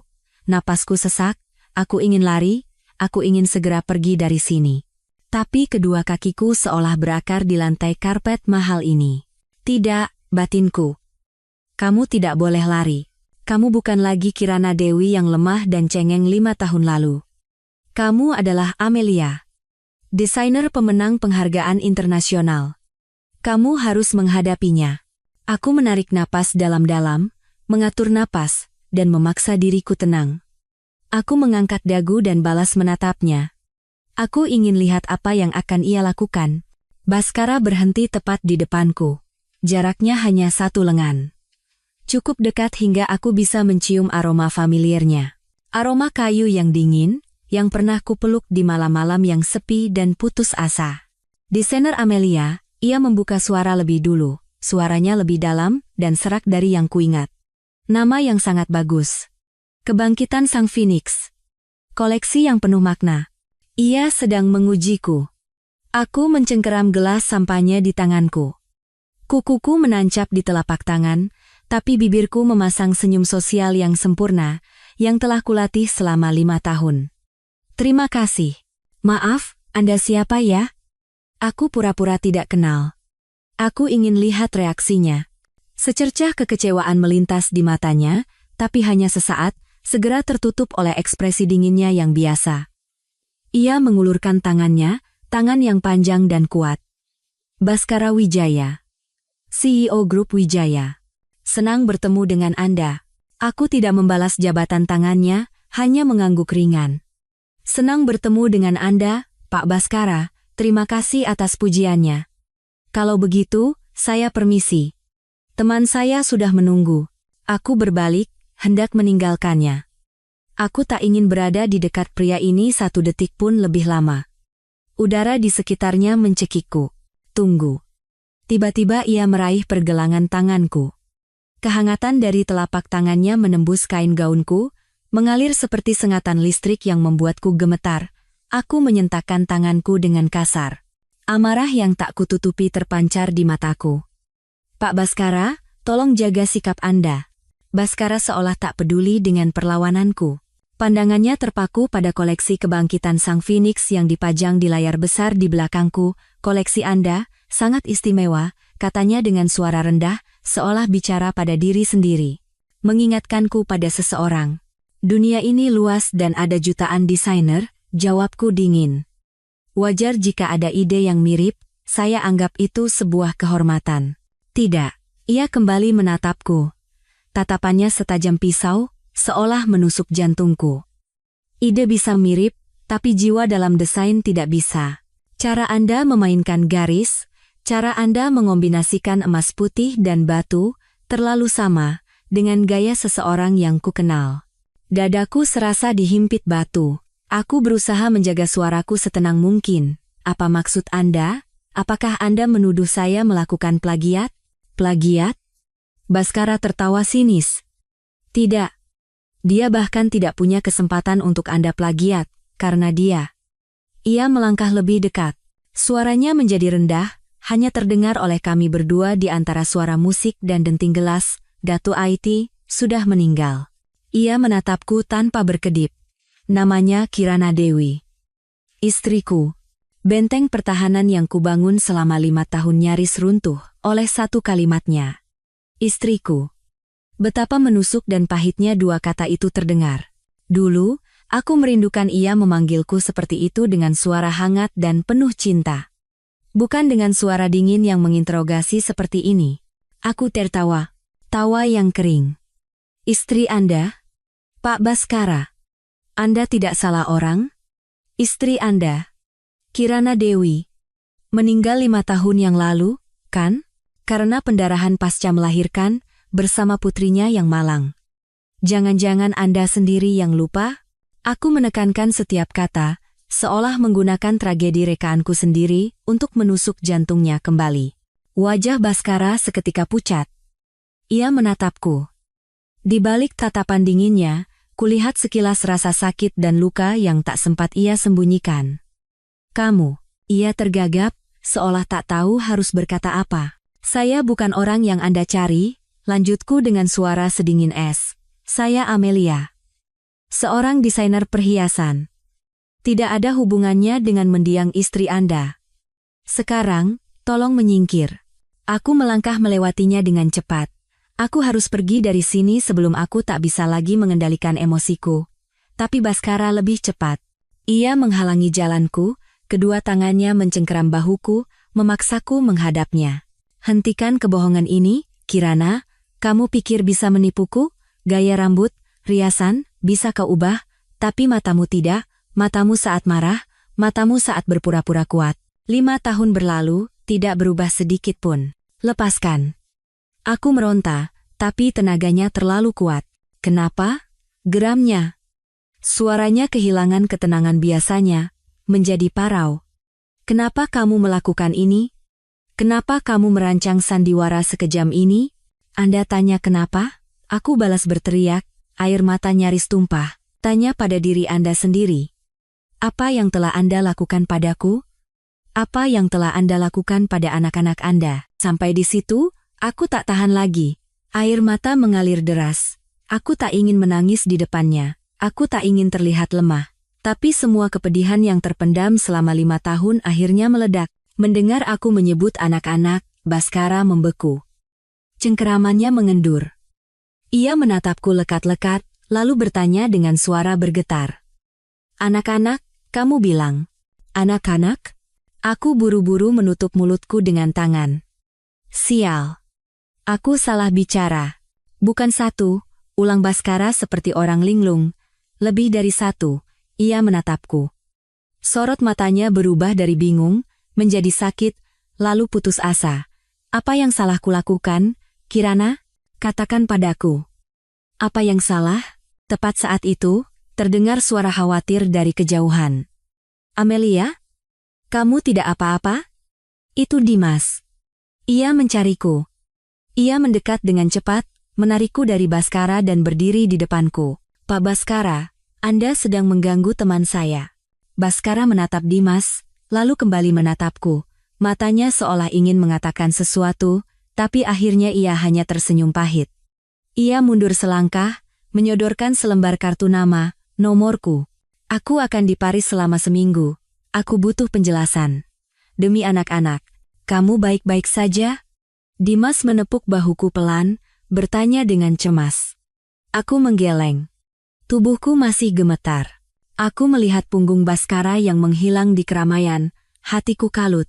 Dia tahu. Aku tahu, desah Dimas. Sejak dia muncul di sini, aku sudah menduga ini akan terjadi. Kita kembali ke hotel dulu? Di sini tidak baik untuk bicara. Kembali ke kamar hotel, aku terduduk lemas di sofa, seluruh energiku terkuras. Dimas menuangkan segelas air hangat untukku. Kenapa dia ada di sini? Dimas? Tanyaku dengan suara parau. Di dunia yang seluas ini, kenapa harus di Paris? Kenapa harus hari ini? Mungkin takdir. Suara Dimas merendah. Aku sudah menyuruh orang mencari tahu. Dia datang atas undangan panitia. Grup Wijaya berencana ekspansi ke pasar Eropa. Mereka sama sekali tidak tahu kalau Amelia adalah Kirana. Aku tertawa pahit. Takdir. Jika ini takdir yang sangat kejam. Sekarang apa rencanamu? Tanya Dimas. Dia tahu kebenarannya. Dia tidak akan menyerah begitu saja. Apalagi setelah tahu tentang anak-anak. Aku memegang kepalaku. Aku bingung. Apa yang harus kulakukan? Terus menyangkal? Atau menceritakan semuanya? Jika ku ceritakan, akankah ia merebut anak-anak dariku? Aku tidak tahu. Aku mengaku tak berdaya. Aku sangat takut, Dimas. Takut kehilangan anak-anak. Dimas duduk di sampingku, merangkul bahuku untuk menenangkan. Jangan takut, hukum Swiss akan melindungi kalian. Dia tidak bisa melakukan apa-apa tanpa persetujuanmu. Tepat saat itu, ponselku berdering. Nomor tak dikenal. Aku tahu siapa itu. Aku ragu untuk menjawab. Angkat saja, kata Dimas. Menghindar bukan solusi. Kita harus tahu apa maunya. Aku menarik napas dalam-dalam dan menekan tombol jawab. Halo? Bisa kita bertemu? Di seberang sana, terdengar suara Baskara yang serak dan lelah. 10 menit saja. Di kafe lobi hotel, aku tidak akan melakukan apa-apa. Hanya ingin bicara. Aku diam. Tolong, Kirana, tambahnya dengan nada memohon. Demi anak-anak.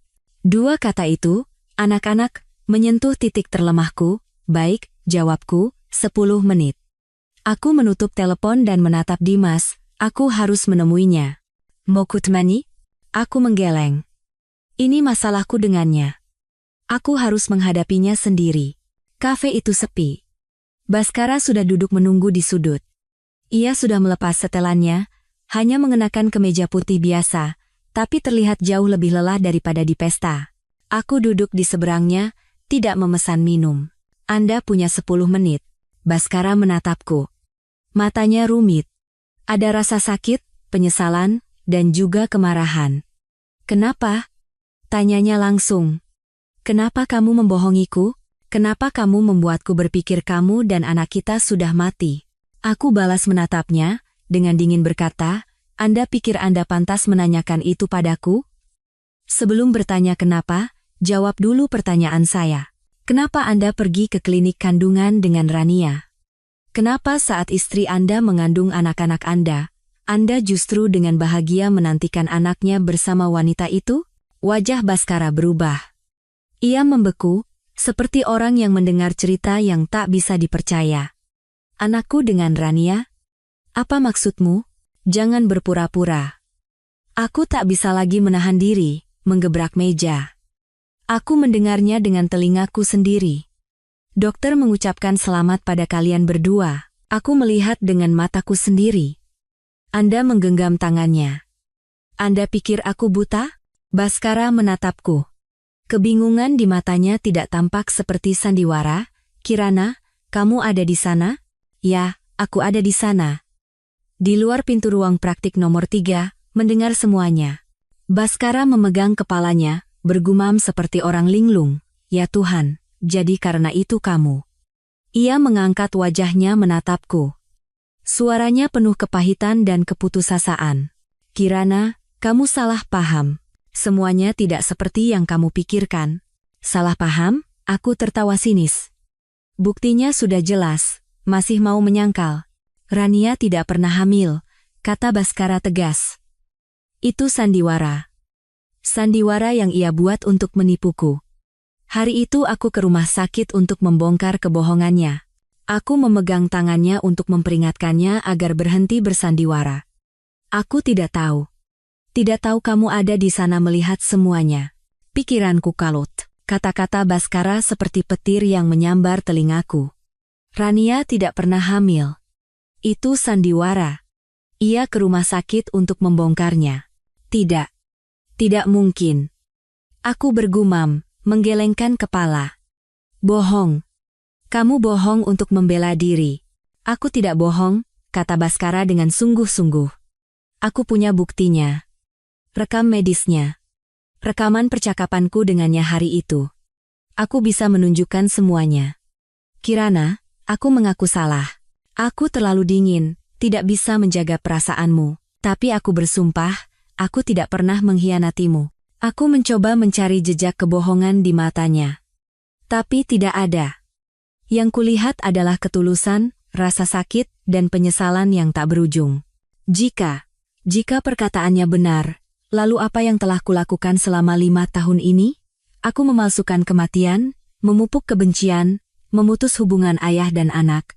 Semua hanya karena kesalahpahaman? Kebenaran ini terlalu kejam. Aku tak bisa menerimanya. Aku berdiri, aku tidak percaya. Aku tidak mau dengar apa-apa lagi. Aku berbalik dan lari.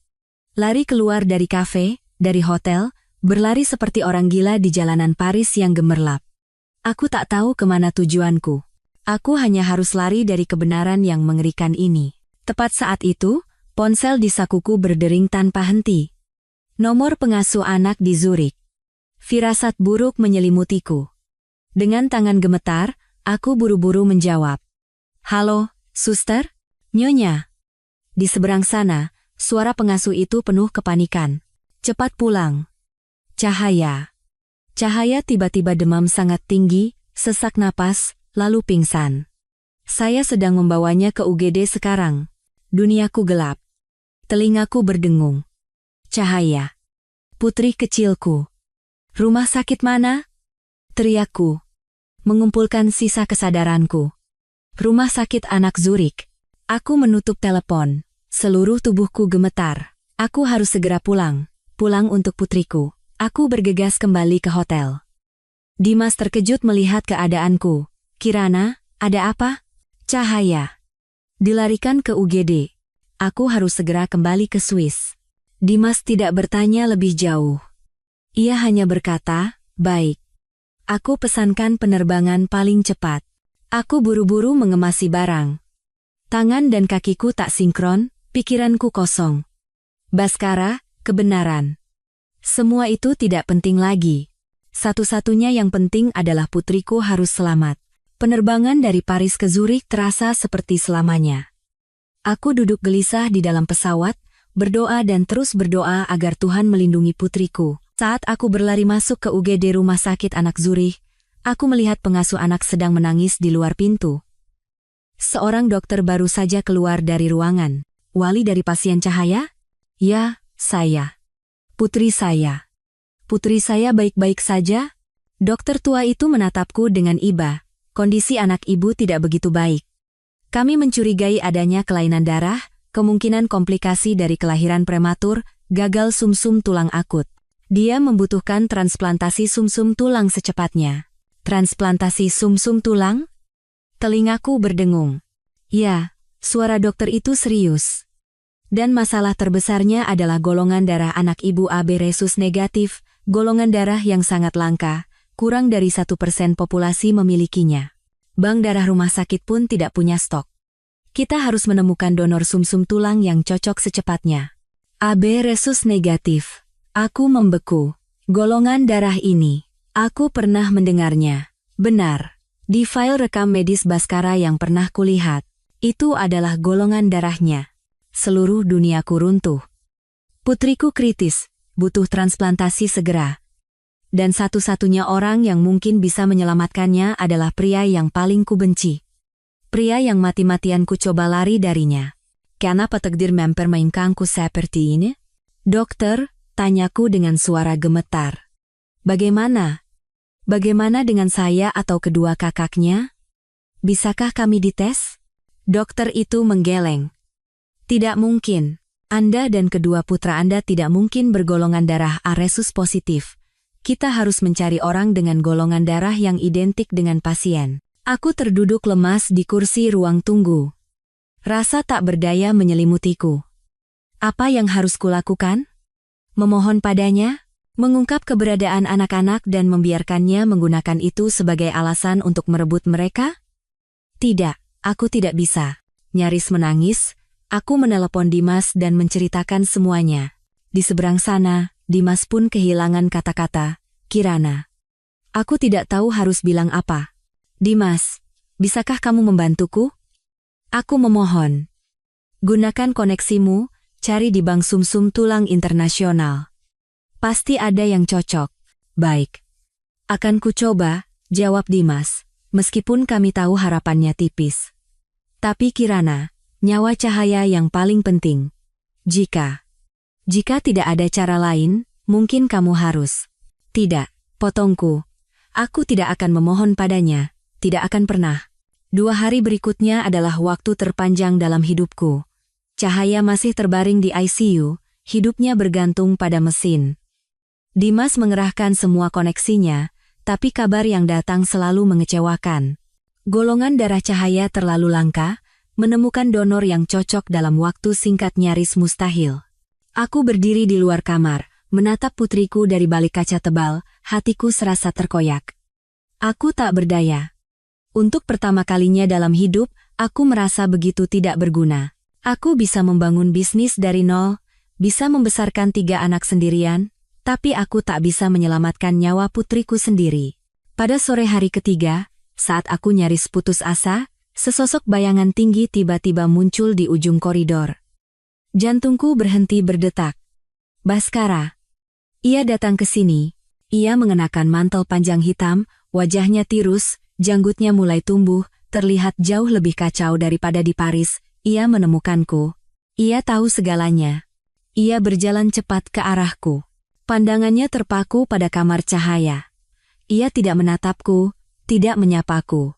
Ia hanya berdiri, menatap putrinya dari balik kaca. Kedua tangannya terkepal erat. Setelah beberapa lama, barulah ia menoleh padaku. Matanya merah, penuh penderitaan dan penyesalan. Kenapa? Kenapa kamu tidak memberitahuku? Aku tidak menjawab, memalingkan wajah. Ia tidak bertanya lagi. Ia langsung berjalan ke ruang dokter. Sesaat kemudian, dokter tua itu keluar bersamanya. Nyonya Amelia, panggil dokter itu dengan nada sedikit terkejut. Pak Baskara di sini mengatakan golongan darahnya sama dengan pasien. Kami akan segera melakukan tes. Baskara berdiri di sana, menggulung lengan ke mejanya, memperlihatkan lengan yang kokoh. Ia tidak menatapku, hanya berkata pada dokter dengan suara serak dan tegas, "Dokter, apapun hasilnya, tidak masalah. Asal bisa menyelamatkan anak itu, ambil sumsum tulang saya. Berapapun, tanpa syarat. Hasil tes keluar sesuai juga. Cocok sempurna." Dokter bilang itu keajaiban. Bahkan di antara keluarga, jarang sekali ada yang bisa secocok ini. Aku mendengarnya dengan perasaan campur aduk. Keajaiban ini datang dari pria yang paling tidak ingin ku tangi budi di dunia. Operasi dijadwalkan keesokan harinya. Malam itu, koridor rumah sakit panjang dan sunyi. Hanya cahaya kuning redup yang menerangi lantai keramik yang dingin. Aku dan Baskara duduk di ujung-ujung kursi tunggu yang berlawanan, tanpa bicara. Jarak kami hanya beberapa meter, tapi terasa sejauh langit dan bumi. Aku tak tahu apa yang ia pikirkan. Pikiranku hanya dipenuhi wajah Cahaya yang lemah. Setelah lama, Baskara memecah keheningan yang menyesakan. Dengan suara parau, ia berkata, "Maaf." Aku tidak menjawab, masih menatap dinding putih di depanku tanpa ekspresi. "Untuk semuanya," lanjutnya. Suaranya terdengar sangat lelah. "Aku tahu, apapun yang kukatakan sekarang tidak ada gunanya. Tapi ada kebenaran yang kurasa harus kamu tahu." Ia mulai bercerita tentang Rania yang pulang dan menemuinya, menangis mengaku hamil dan memohon. Tentang kecurigaannya. Tentang bagaimana ia diam-diam menyelidiki dan menemukan bahwa itu bohong. Pertemuannya dengan Rania di rumah sakit hari itu, bukan untuk tes kehamilan, tapi untuk mengkonfrontasinya di depan dokter dan membongkar sandiwaranya. Aku terlalu bodoh, suara Baskara merendah karena penyesalan, terlalu percaya diri. Kupikir aku bisa menyelesaikan semuanya diam-diam tanpa membuatmu khawatir. Aku tidak tahu, kamu ada di sana, mendengar itu, dan salah paham. Aku masih diam, tapi jantungku menjerit. Salah paham. Tragedi 5 tahun, pelarianku, penderitaan anak-anak, semua hanya karena kesalahpahaman. Lalu kenapa? Akhirnya aku membuka suara dengan gemetar. Kalau semua itu salah paham, kenapa Anda tidak menjelaskannya? Kenapa Anda membiarkanku pergi? Kenapa Anda membiarkanku berpikir aku sudah mati? Baskara tersenyum pahit dan putus asa. Menjelaskan? Malam itu juga aku pulang untuk menjelaskan. Tapi saat aku sampai, kamu sudah tidak ada. Ku telepon, tidak diangkat. Aku menyuruh orang mencarimu di mana-mana. Lalu, telepon dari rumah sakit datang. Ia berhenti, menarik napas dalam-dalam. Mereka bilang kamu meninggal. Mereka menunjukkan surat kematian, menunjukkan jenazah yang ditutupi kain putih. Semua orang bilang kamu sudah mati. Kirana, bisakah kamu bayangkan perasaanku saat itu? Seluruh duniaku runtuh. Aku percaya. Aku benar-benar percaya aku telah kehilanganmu dan anak kita selamanya. Air mata mulai mengalir. Aku tak ingin menangis, tapi tak bisa kutahan. Pria ini, selama 5 tahun terakhir, ia hidup dalam rasa bersalah karena berpikir istri dan anaknya telah meninggal. Lalu, buku harian? Tanyaku tanpa sadar.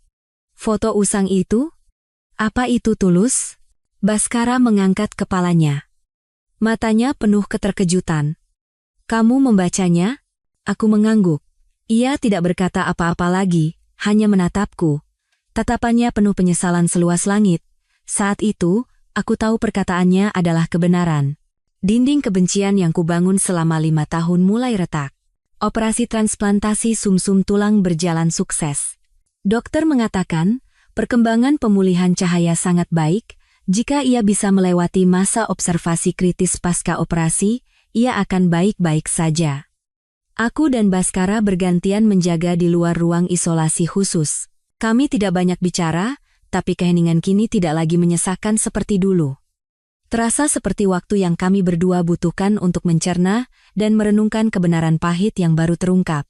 Kehadiran Baskara menarik perhatian media di tanah air. Berita mulai menyebar bahwa CEO Grup Wijaya mengunjungi Swiss untuk menjenguk putri seorang desainer terkenal yang sedang sakit. Tentu saja, tidak ada yang tahu hubungan kami yang sebenarnya. Mereka hanya menebak-nebak dan mengarang cerita asmara yang sensasional. Lalu, badai yang sesungguhnya datang. Suatu pagi, saat aku tertidur kelelahan di kursi tunggu, telepon dari Dimas datang. Suaranya panik dan penuh amarah. Kirana, cepat cek internet sekarang. Ada yang sedang menyerangmu dengan keji. Aku buru-buru menyalakan tablet. Halaman depan berbagai tabloid, baik lokal maupun internasional, dipenuhi fotoku. Bukan sebagai desainer sukses, tapi sebagai wanita simpanan tak tahu malu. Judul-judul sensasional terpampang di mata. 5 tahun palsukan kematian, penipu tak tahu malu kini kembali untuk rebut suami orang. Artikel itu menulis bahwa Amelia adalah mendiang istri CEO Grup Wijaya, dan 5 tahun lalu ia berselingkuh, mencuri sejumlah besar uang suaminya, lalu memalsukan kematian untuk melarikan diri. Sekarang, melihat mantan suaminya masih kaya raya, ia kembali dengan dalih anak yang sakit untuk menghancurkan kebahagiaan Baskara dengan tunangan barunya. Tunangan baru itu, tidak lain adalah Rania. Di bawah artikel, berjejer komentar-komentar jahat dan cacian yang mengerikan. Orang-orang menyebutku pelacur, ular, dan ibu tak berperasaan yang menjadikan anaknya sebagai alat. Tanganku gemetar hingga tablet itu jatuh ke lantai. Pikiranku kosong. Rania. Pasti dia. Selain dia, tak ada yang tahu fakta bahwa aku memalsukan kematian, tak ada yang bisa mengarang cerita sejahat dan sekejam ini. Ia tahu aku masih hidup, dan ia menyerang lebih dulu. Serangan mematikan yang menargetkan kehormatan dan karier yang kubangun dengan susah payah, serta kesucian statusku sebagai seorang ibu. Tepat saat itu, Baskara keluar dari ruang dokter. Ia melihat wajahku dan tablet yang jatuh di lantai, dan langsung mengerti situasinya. Tanpa berkata apa-apa, ia membungkuk, mengambilnya, dan membaca artikel itu dengan cepat. Aku melihat otot rahangnya mengeras, dan di matanya berkobar api kemarahan yang belum pernah kulihat sebelumnya. Ia tidak menatapku, hanya berkata dengan suara sedingin es, 5 tahun lalu aku gagal melindungimu, kali ini tidak akan. Setelah berkata begitu, ia mengeluarkan ponselnya dan menekan sebuah nomor. Halo, Pak Budi. Siapkan konferensi pers internasional. Segera. badai media datang lebih cepat dan lebih dahsyat dari dugaanku. Ponselku dan Dimas berdering tanpa henti. Mitra bisnis mulai menelepon menanyakan situasi. Beberapa kontrak besar terancam dibatalkan. Amelia Jewelry, dari puncak ketenaran, dalam sekejap tenggelam dalam hujatan publik. Aku duduk di ruang tunggu rumah sakit, merasa tak berdaya dan lelah. Aku bisa menghadapi kesulitan apapun, tapi aku tak tahan saat orang menghina statusku sebagai ibu dan menyebut cahaya kecilku sebagai alat. Dimas mencoba menghubungi media untuk menurunkan berita, tapi sia-sia. Jelas ada kekuatan di belakang yang mengatur semuanya. Mereka ingin menjatuhkanku ke lumpur hingga tak bisa bangkit lagi. Saat aku sedang putus asa, Baskara datang. Ia sudah berganti setelan, penampilan lelah dan kacaunya sirna, kembali menjadi CEO yang tegas dan dingin. "Kamu tetap di sini, jaga cahaya," katanya dengan suara pelan tapi kuat. "Urusan di luar, biar aku yang tangani." Aku menatapnya dengan skeptis. "Apa yang akan Anda lakukan?" "Melakukan apa yang seharusnya kulakukan 5 tahun lalu," jawabnya dengan tatapan tegas, "melindungimu." Setelah itu, ia berbalik dan pergi. Sore itu, dunia gempar. Baskara mengadakan konferensi pers internasional yang disiarkan langsung oleh semua saluran media utama. Ia berdiri di podium, di depan ratusan lensa kamera, tanpa gentar sedikitpun. Aku dan Dimas menontonnya dari tablet di kamar rumah sakit. Jantungku berdebar gila. Rekan-rekan media, Baskara membuka suara. Suaranya memenuhi ruangan. "Hari ini saya berdiri di sini bukan sebagai CEO Grup Wijaya, tapi sebagai seorang suami dan seorang ayah." Ia tidak menyangkal isi artikel itu. Justru, ia mengakui semuanya. "Ya, benar. Desainer Amelia adalah istri saya, Kirana Dewi. Orang yang saya dan semua orang yakini telah meninggal 5 tahun lalu." Ruangan menjadi riuh karena terkejut, tapi suara Baskara menjadi lebih tegas. Dia tidak melarikan diri karena berselingkuh, juga tidak menipu. Dia pergi karena saya. Karena kebodohan saya, sikap dingin saya, dan ketidakpedulian saya. Ia menundukkan kepala. 5 tahun lalu, saya adalah suami yang buruk. Karena kesalahpahaman yang konyol, saya mendorong istri saya yang sedang hamil ke tepi jurang, membuatnya harus merancang sandiwara yang menyakitkan itu untuk lari dari saya. Semua kesalahan ada pada saya.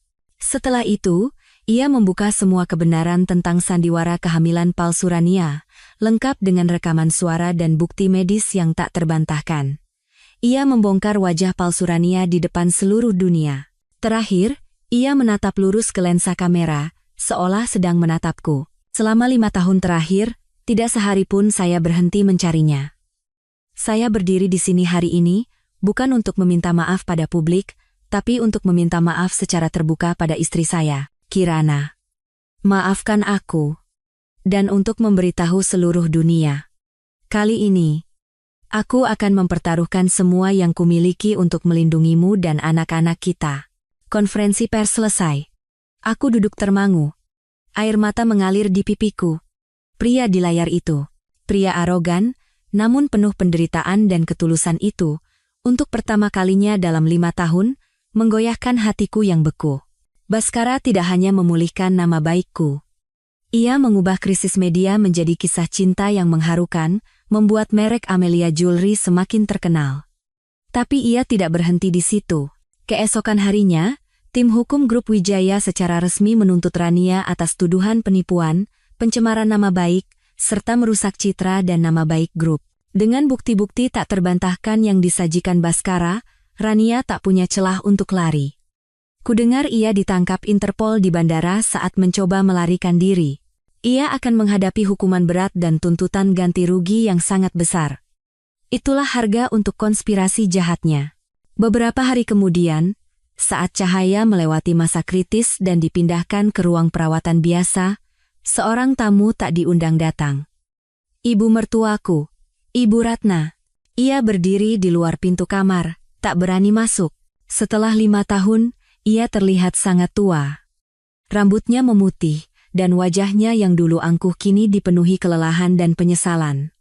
Ia melihatku, lalu melihat cahaya yang tertidur pulas di ranjang. Tiba-tiba, ia berlutut. Kirana, ibu minta maaf. Ia mulai terisak, air mata penyesalan yang terlambat. Ibu yang salah. Ibu buta karena status keluarga, jadi ibu jahat padamu. Ibu membela Rania dan mendorong kalian ke tepi jurang. Ibu tidak pantas menjadi nenek dari anak-anak ini. Aku menatapnya. Hatiku campur aduk. Aku pernah membencinya sampai ke tulang. Tapi melihatnya sekarang, seorang wanita di senja usianya berlutut memohon ampun, hatiku tak tega. Berdirilah, Bu, akhirnya aku berkata. Itu sudah berlalu. Aku tidak bilang aku memaafkannya. Beberapa luka tidak bisa hilang hanya dengan kata maaf. Tapi aku juga tak ingin lagi menyimpan kebencian. Demi anak-anakku. Mereka butuh seorang nenek. Ibu Ratna menatapku tak percaya. Dengan tubuh gemetar, ia bangkit, mendekati ranjang, dan dengan tangan bergetar mencoba menyentuh cahaya, tapi tak berani. Anak ini, mirip denganmu ya? Tanyanya dengan suara serak. Aku mengangguk. Mirip saya, tapi matanya mirip ayahnya. Mendengar itu, Ibu Ratna kembali menangis. Kali ini, air mata kebahagiaan. Baskara tiba tak lama kemudian. Ia melihat ibunya, tidak berkata apa-apa, hanya berdiri diam di sampingku. Kehadirannya sekarang, anehnya, memberiku rasa aman. Badai itu sepertinya benar-benar telah berlalu. Yang jahat telah mendapat balasan, kesalahpahaman telah terurai. Yang tersisa kini hanyalah luka di hati kami sendiri, yang butuh waktu untuk sembuh. Cahaya pulih dengan sangat cepat. Mungkin darah Baskara yang mengalir di tubuhnya memberinya kekuatan hidup yang besar. Beberapa hari kemudian, ia sudah bisa keluar dari ruang isolasi. Dokter bilang, seminggu lagi istirahat, ia sudah bisa terbang. Selama beberapa hari itu, Baskara nyaris tinggal di rumah sakit. Ia bukan lagi CEO yang dingin, melainkan ayah yang canggung. Ia belajar membuat susu formula, belajar membacakan buku dongeng, belajar memotong apel menjadi bentuk kelinci. Semua yang ia lakukan kikuk, tapi di matanya ada kelembutan yang tak pernah kulihat selama 3 tahun pernikahan kami. Ibu Ratna juga sering datang. Ia tidak berani banyak bicara padaku, hanya diam-diam membawakan sup ayam dan mainan kecil untuk Cahaya. Setiap kali melihat cucunya, matanya berkaca-kaca. Hari ini, aku memutuskan membawa Langit dan Bintang ke rumah sakit. Selama ini mereka harus tinggal di rumah teman Dimas. Mereka sangat merindukan ibu dan adiknya. Aku tahu, inilah saatnya mereka menghadapi kebenaran. Saat aku menggandeng kedua putraku masuk ke kamar, mereka membeku di depan pintu. Mereka melihat pria asing itu Baskara duduk di samping ranjang, dengan hati-hati menyuapi cahaya bubur. Baskara mengangkat kepalanya. Saat ia melihat Langit dan Bintang, aku melihat tangannya gemetar hingga nyaris menjatuhkan sendok.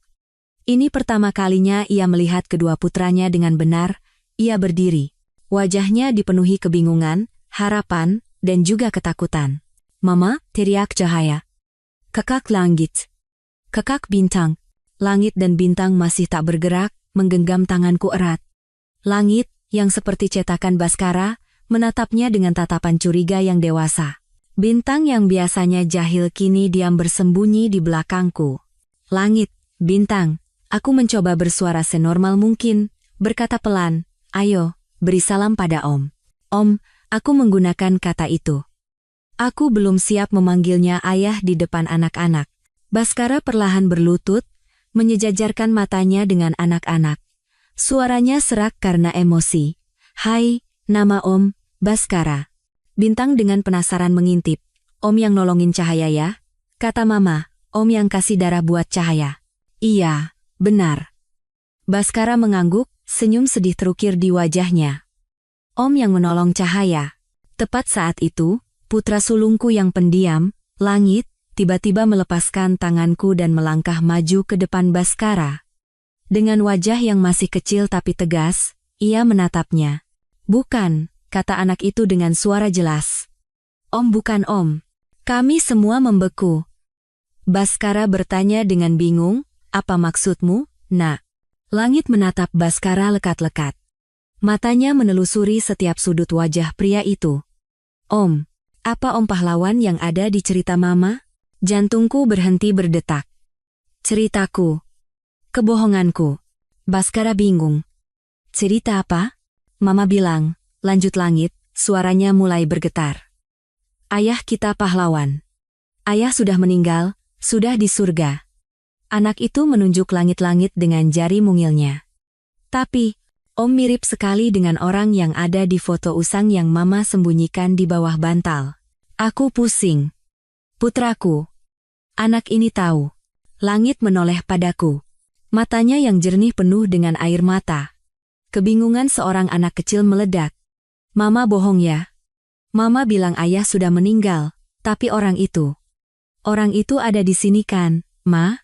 Pertanyaan itu bagai palu godam yang menghantam dadaku. Cahaya yang terbaring di ranjang juga menahan napas mendengarkan. Bintang berlari dan memegang tanganku erat. Baskara menatapku. Matanya penuh permohonan. Ia memohon padaku untuk tidak lagi berbohong pada anak-anak. Aku melihat ketiga anakku. Aku melihat pria yang berlutut di lantai yang dingin. Aku tahu, aku tak bisa lagi selamanya menipu mereka. Aku tak bisa membiarkan mereka hidup dalam kebohongan. Aku berlutut, memeluk langit dan bintang. Air mata mengalir deras. Maafkan Mama. Maafkan Mama, sayang. Aku terisak. Langit benar. Mama. Mama bohong. Aku mengangkat wajahku, menatap mata kedua putraku, dan juga cahaya, lekat-lekat. Dia bukan Om, dia. Aku menarik napas dalam-dalam. Dia adalah ayah kalian. Setelah hari kebenaran terungkap di rumah sakit itu, segalanya seolah berubah. Dinding es tak kasat mata di antara aku dan Baskara mencair sepenuhnya. Langit dan bintang, setelah syok awal, menerima kenyataan itu jauh lebih cepat dari yang kuduga. Mungkin, jauh di lubuk jiwa mungil mereka selalu merindukan seorang ayah. Saat cahaya dinyatakan pulih dan cukup sehat untuk terbang, Baskara menyiapkan segalanya. Ia tidak menggunakan jet pribadi atau pamer. Ia hanya diam-diam memesan kursi kelas bisnis yang didampingi dokter, demi keamanan mutlak kami. Saat pesawat mendarat di kota yang familiar, kota yang kutinggalkan di malam hujan 5 tahun lalu, hatiku campur aduk. Aku tidak kembali sebagai buronan. Aku sendiri tak tahu, apa statusku sekarang. Sebuah mobil nyaman berkapasitas 7 orang sudah menunggu. Kukira ia akan membawa kami ke rumah besar yang dingin itu, yang penuh dengan kenangan sedih. Aku sudah bersiap untuk menolak, tapi mobil tidak menuju ke arah sana. Mobil keluar kota, menyusuri jalan yang diapit pepohonan hijau. Akhirnya, mobil berhenti di depan sebuah rumah kayu 2 lantai yang cantik, terletak damai di tepi danau yang jernih. Rumah itu punya taman yang penuh dengan bunga favoritku, bunga krisan. Ini di mana? Tanyaku pada Baskara, terkejut. Baskara sedang dengan hati-hati menggendong cahaya yang tertidur pulas dari mobil. Ia tidak menatapku, hanya berkata pelan, rumah kita. Melihatku membeku, ia buru-buru menjelaskan. Aku tahu kamu tidak akan mau kembali ke rumah lama. Terlalu banyak kenangan buruk di sana. Tempat ini sudah kubeli beberapa tahun lalu. Kadang aku kesini kalau ingin lari dari kenyataan. Kuharap kamu dan anak-anak suka. Langit dan bintang, melihat danau dan halaman rumput yang hijau, langsung berteriak kegirangan dan berlari ke taman. Tawa riang mereka seolah membersihkan sesak di dadaku. Rumah ini hangat, ada sinar matahari, ada aroma kayu dan bunga rumput. Terasa seperti sarang, bukan penjara mewah. Malam itu, setelah ketiga anak tertidur pulas di kamar loteng yang lucu, aku dan Baskara berdiri di balkon, memandangi permukaan danau yang tenang memantulkan bulan perak. Terima kasih, kataku pelan. Untuk rumah ini, dan untuk cahaya. Ia berbalik dari pagar, bersandar, menghadapku. Kirana, aku tidak butuh ucapan terima kasihmu, aku hanya butuh kesempatan. Aku tegang. Kesempatan apa? Aku tahu, katanya cepat, seolah takut kupotong. Apa yang telah kulakukan padamu tak bisa dimaafkan. 5 tahunmu yang seperti neraka, 5 tahunku yang penuh rasa bersalah. Semua tak bisa diputar kembali. Aku tidak akan meminta maafmu, tidak akan menuntutmu untuk segera kembali padaku. Ia menatapku. Matanya tulus, dan ada sedikit raut canggung seperti anak laki-laki. Pria berkuasa, dan dingin itu tampak seperti anak kecil yang berbuat salah dan menunggu vonis. Bisakah kamu memberiku kesempatan untuk memulai dari awal? Aku terkejut. Memulai dari awal? Iya. Ia mengangguk. Ia menatapku. Lupakan kalau kita pernah menikah. Beri aku kesempatan untuk berkencan denganmu. Biarkan aku membuktikan dengan tindakan, bahwa aku yang sekarang adalah orang yang sama sekali berbeda dari aku 5 tahun lalu. Ia mengajakku berkencan. Setelah semua ini, setelah punya 3 anak. Tidak perlu dijawab sekarang, katanya melihat keheninganku. Aku akan menunggu. Aku sudah menyia-nyiakan 8 tahun untuk menyadari cintaku. Aku sudah menunggumu 5 tahun, aku bisa menunggu seumur hidup. Aku tidak berkata apa-apa, hanya kembali menatap danau yang tenang. Aku tidak mengiyakan, tapi aku juga tak ingin lagi menolak. Baskara menepati janjinya. Ia benar-benar berkencan denganku. Ia tidak tinggal di rumah danau, melainkan menyewa apartemen di dekatnya. Setiap pagi, ia datang bukan sebagai tuan rumah, melainkan sebagai teman mama, membawakan sarapan hangat untuk kami berempat. Ia dengan sabar mengajari langit dan bintang berenang, merakit model rumit bersama mereka. Malam harinya, ia membacakan dongeng untuk Cahaya hingga tertidur, lalu diam-diam pergi. Ia memperlakukanku dengan hormat dan kelembutan yang tak pernah kudapatkan selama 3 tahun pertama pernikahan kami. Ia menanyakan pendapatku tentang segalanya, dari urusan sekolah anak-anak hingga warna tirai. Ia tidak memaksa, tidak memerintah. Ia hanya mendengarkan. 3 bulan yang damai berlalu. Luka di hatiku belum sembuh total, tapi tidak lagi nyeri saat cuaca buruk. Anak-anak sudah terbiasa dengan kehadirannya. Panggilan ayah yang awalnya canggung, kini menjadi alami dan penuh sayang. Itu adalah akhir pekan yang cerah. Baskara bilang ia punya kejutan, ada tempat yang ingin ia tunjukkan padaku. Ia menitipkan anak-anak pada Dimas dan Ibu Ratna. Dimas sedang berkunjung, dan Ibu Ratna nyaris tinggal di apartemen Baskara karena ingin dekat dengan cucu-cucunya. Aku sedikit penasaran. Ia membawaku kembali ke pusat kota. Mobil berhenti di depan sebuah galeri seni besar. Aku langsung mengenali tempat ini. Tempat di mana aku mengikuti lomba desain bintang muda 7 tahun lalu. Tempat yang sama di dalam foto usangnya.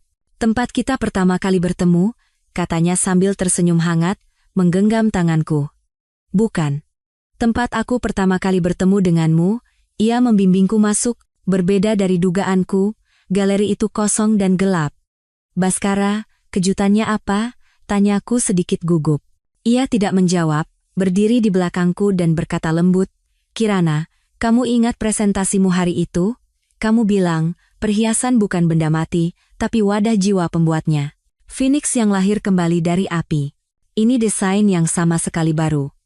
Seekor phoenix yang dibuat dengan rumit, meliuk ke atas, membawa sebutir berlian biru safir yang berkilauan, sama seperti gaun yang kukenakan di Paris. Kirana, suara Baskara bergetar. Ia perlahan berlutut di depanku. 7 tahun lalu, di tempat ini, saat aku melihatmu, aku tahu kamu adalah takdirku. Tapi aku terlalu bodoh, terlalu arogan. Aku mencoba mengikatmu dengan perjodohan, menyembunyikan cintaku dengan keheningan. Aku adalah pria paling brengsek di dunia. Air mata mulai mengalir di mataku. Selama 5 tahun terakhir, aku hidup seperti cangkang tanpa jiwa, mencari-carimu tanpa harapan. Sekarang, karena langit mengasihaniku dan membiarkanku menemukanmu lagi, aku ingin memohon padamu sekali lagi. Ia membuka kotak cincin itu. Kirana Dewi, atau Amelia Sari, maukah kau menikah denganku? Lagi?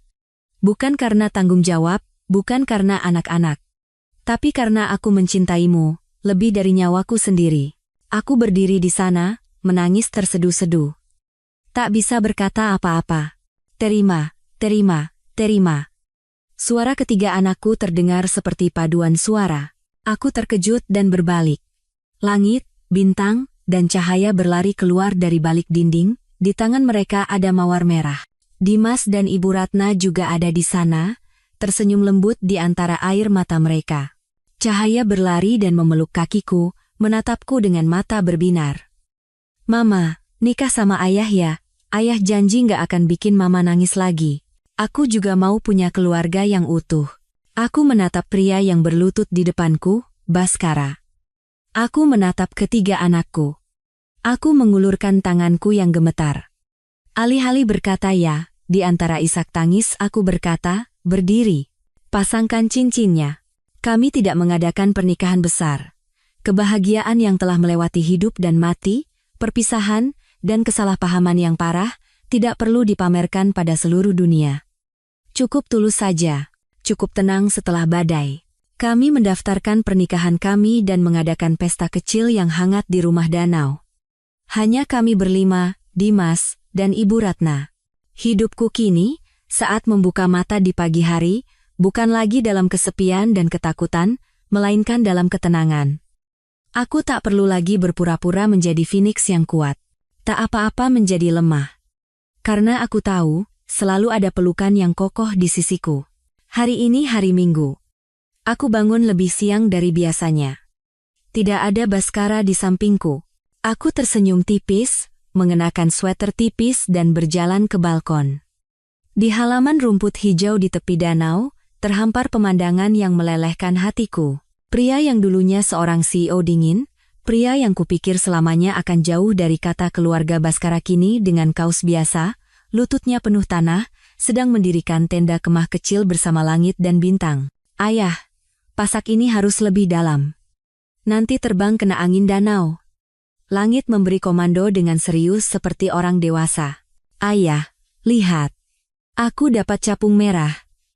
Teriak bintang memamerkan hasil tangkapannya. Cahaya duduk di atas tikar piknik di dekatnya, bertepuk tangan menyemangati kedua kakak dan ayahnya. Wajahnya sehat merona, dan bekas luka samar di dadanya menjadi bukti bahwa badai mengerikan itu telah berlalu. Baskara, seolah merasakan tatapanku, mengangkat kepalanya. Ia melihatku dan tersenyum-senyum yang benar-benar cerah, tanpa beban masa lalu. Ia melambaikan tangan padaku, dan aku balas melambai. Aku masuk ke dapur, menyeduh teh krisan hangat sendiri. Tiba-tiba teringat Dimas. Ia tidak tinggal lama di pesta kami. Katanya ada urusan mendadak di firma hukumnya di Swiss, tapi aku tahu ia butuh waktu sendiri. Ia hanya meninggalkan satu pesan untukku, kamu harus bahagia, Kirana, kamu pantas mendapatkannya. Aku tahu, dalam kebahagiaanku yang utuh, ada pengorbanan dan kesedihan diam-diam darinya. Utang budi yang tak akan pernah bisa kubayar dengan kata-kata seumur hidup. Aku juga teringat Ibu Ratna, ia kembali ke rumah lamanya di kampung halaman. Katanya kota terlalu berisik untuk orang tua, tapi aku tahu ia ingin memberi kami ruang privasi. Sesekali ia menelepon lewat video, hanya untuk melihat ketiga cucunya yang berceloteh. Suaranya kini lembut dan hangat. Beberapa kesalahan, waktu yang akan menyembuhkannya, meskipun bekasnya tetap ada. Aku membawa teh ke taman. Angin danau bertiup sepoi-sepoi, membawa aroma jernih rumput dan pepohonan. Ah, Mama datang. Cahaya melihatku lebih dulu, berlari dan memeluk kakiku. Baskara juga mendekat. Tangannya kotor karena tanah, tapi ia tak peduli. Ia merangkul pinggangku, menarikku mendekat dengan gerakan yang familiar dan lembut. Tidur nyenyak? Aku bersandar di bahunya, mengangguk. Sangat nyenyak. Aku melihat ketiga anakku yang berceloteh dan bermain. Aku melihat pria di sampingku. Masa lalu terasa seperti film usang yang penuh kesalahpahaman, rasa sakit, dan air mata. Kukira luka di hatiku tak akan pernah sembuh. Kukira hidupku hanya akan tersisa kebencian dan pekerjaan. Tapi ternyata tidak. Hidup selalu penuh kejutan. Jika cinta cukup tulus dan sabar, ia benar-benar bisa menyembuhkan segalanya. Aku tidak tahu apa yang akan terjadi esok hari. Mungkin hidup akan membawa badai lain. Tapi aku tahu. Saat ini, di sini, di tepi danau yang tenang ini, aku damai. Keluargaku ada di sini. Kebahagiaanku ada di sini. Seperti Phoenix yang bangkit dari abu, aku akhirnya menemukan langitku sendiri.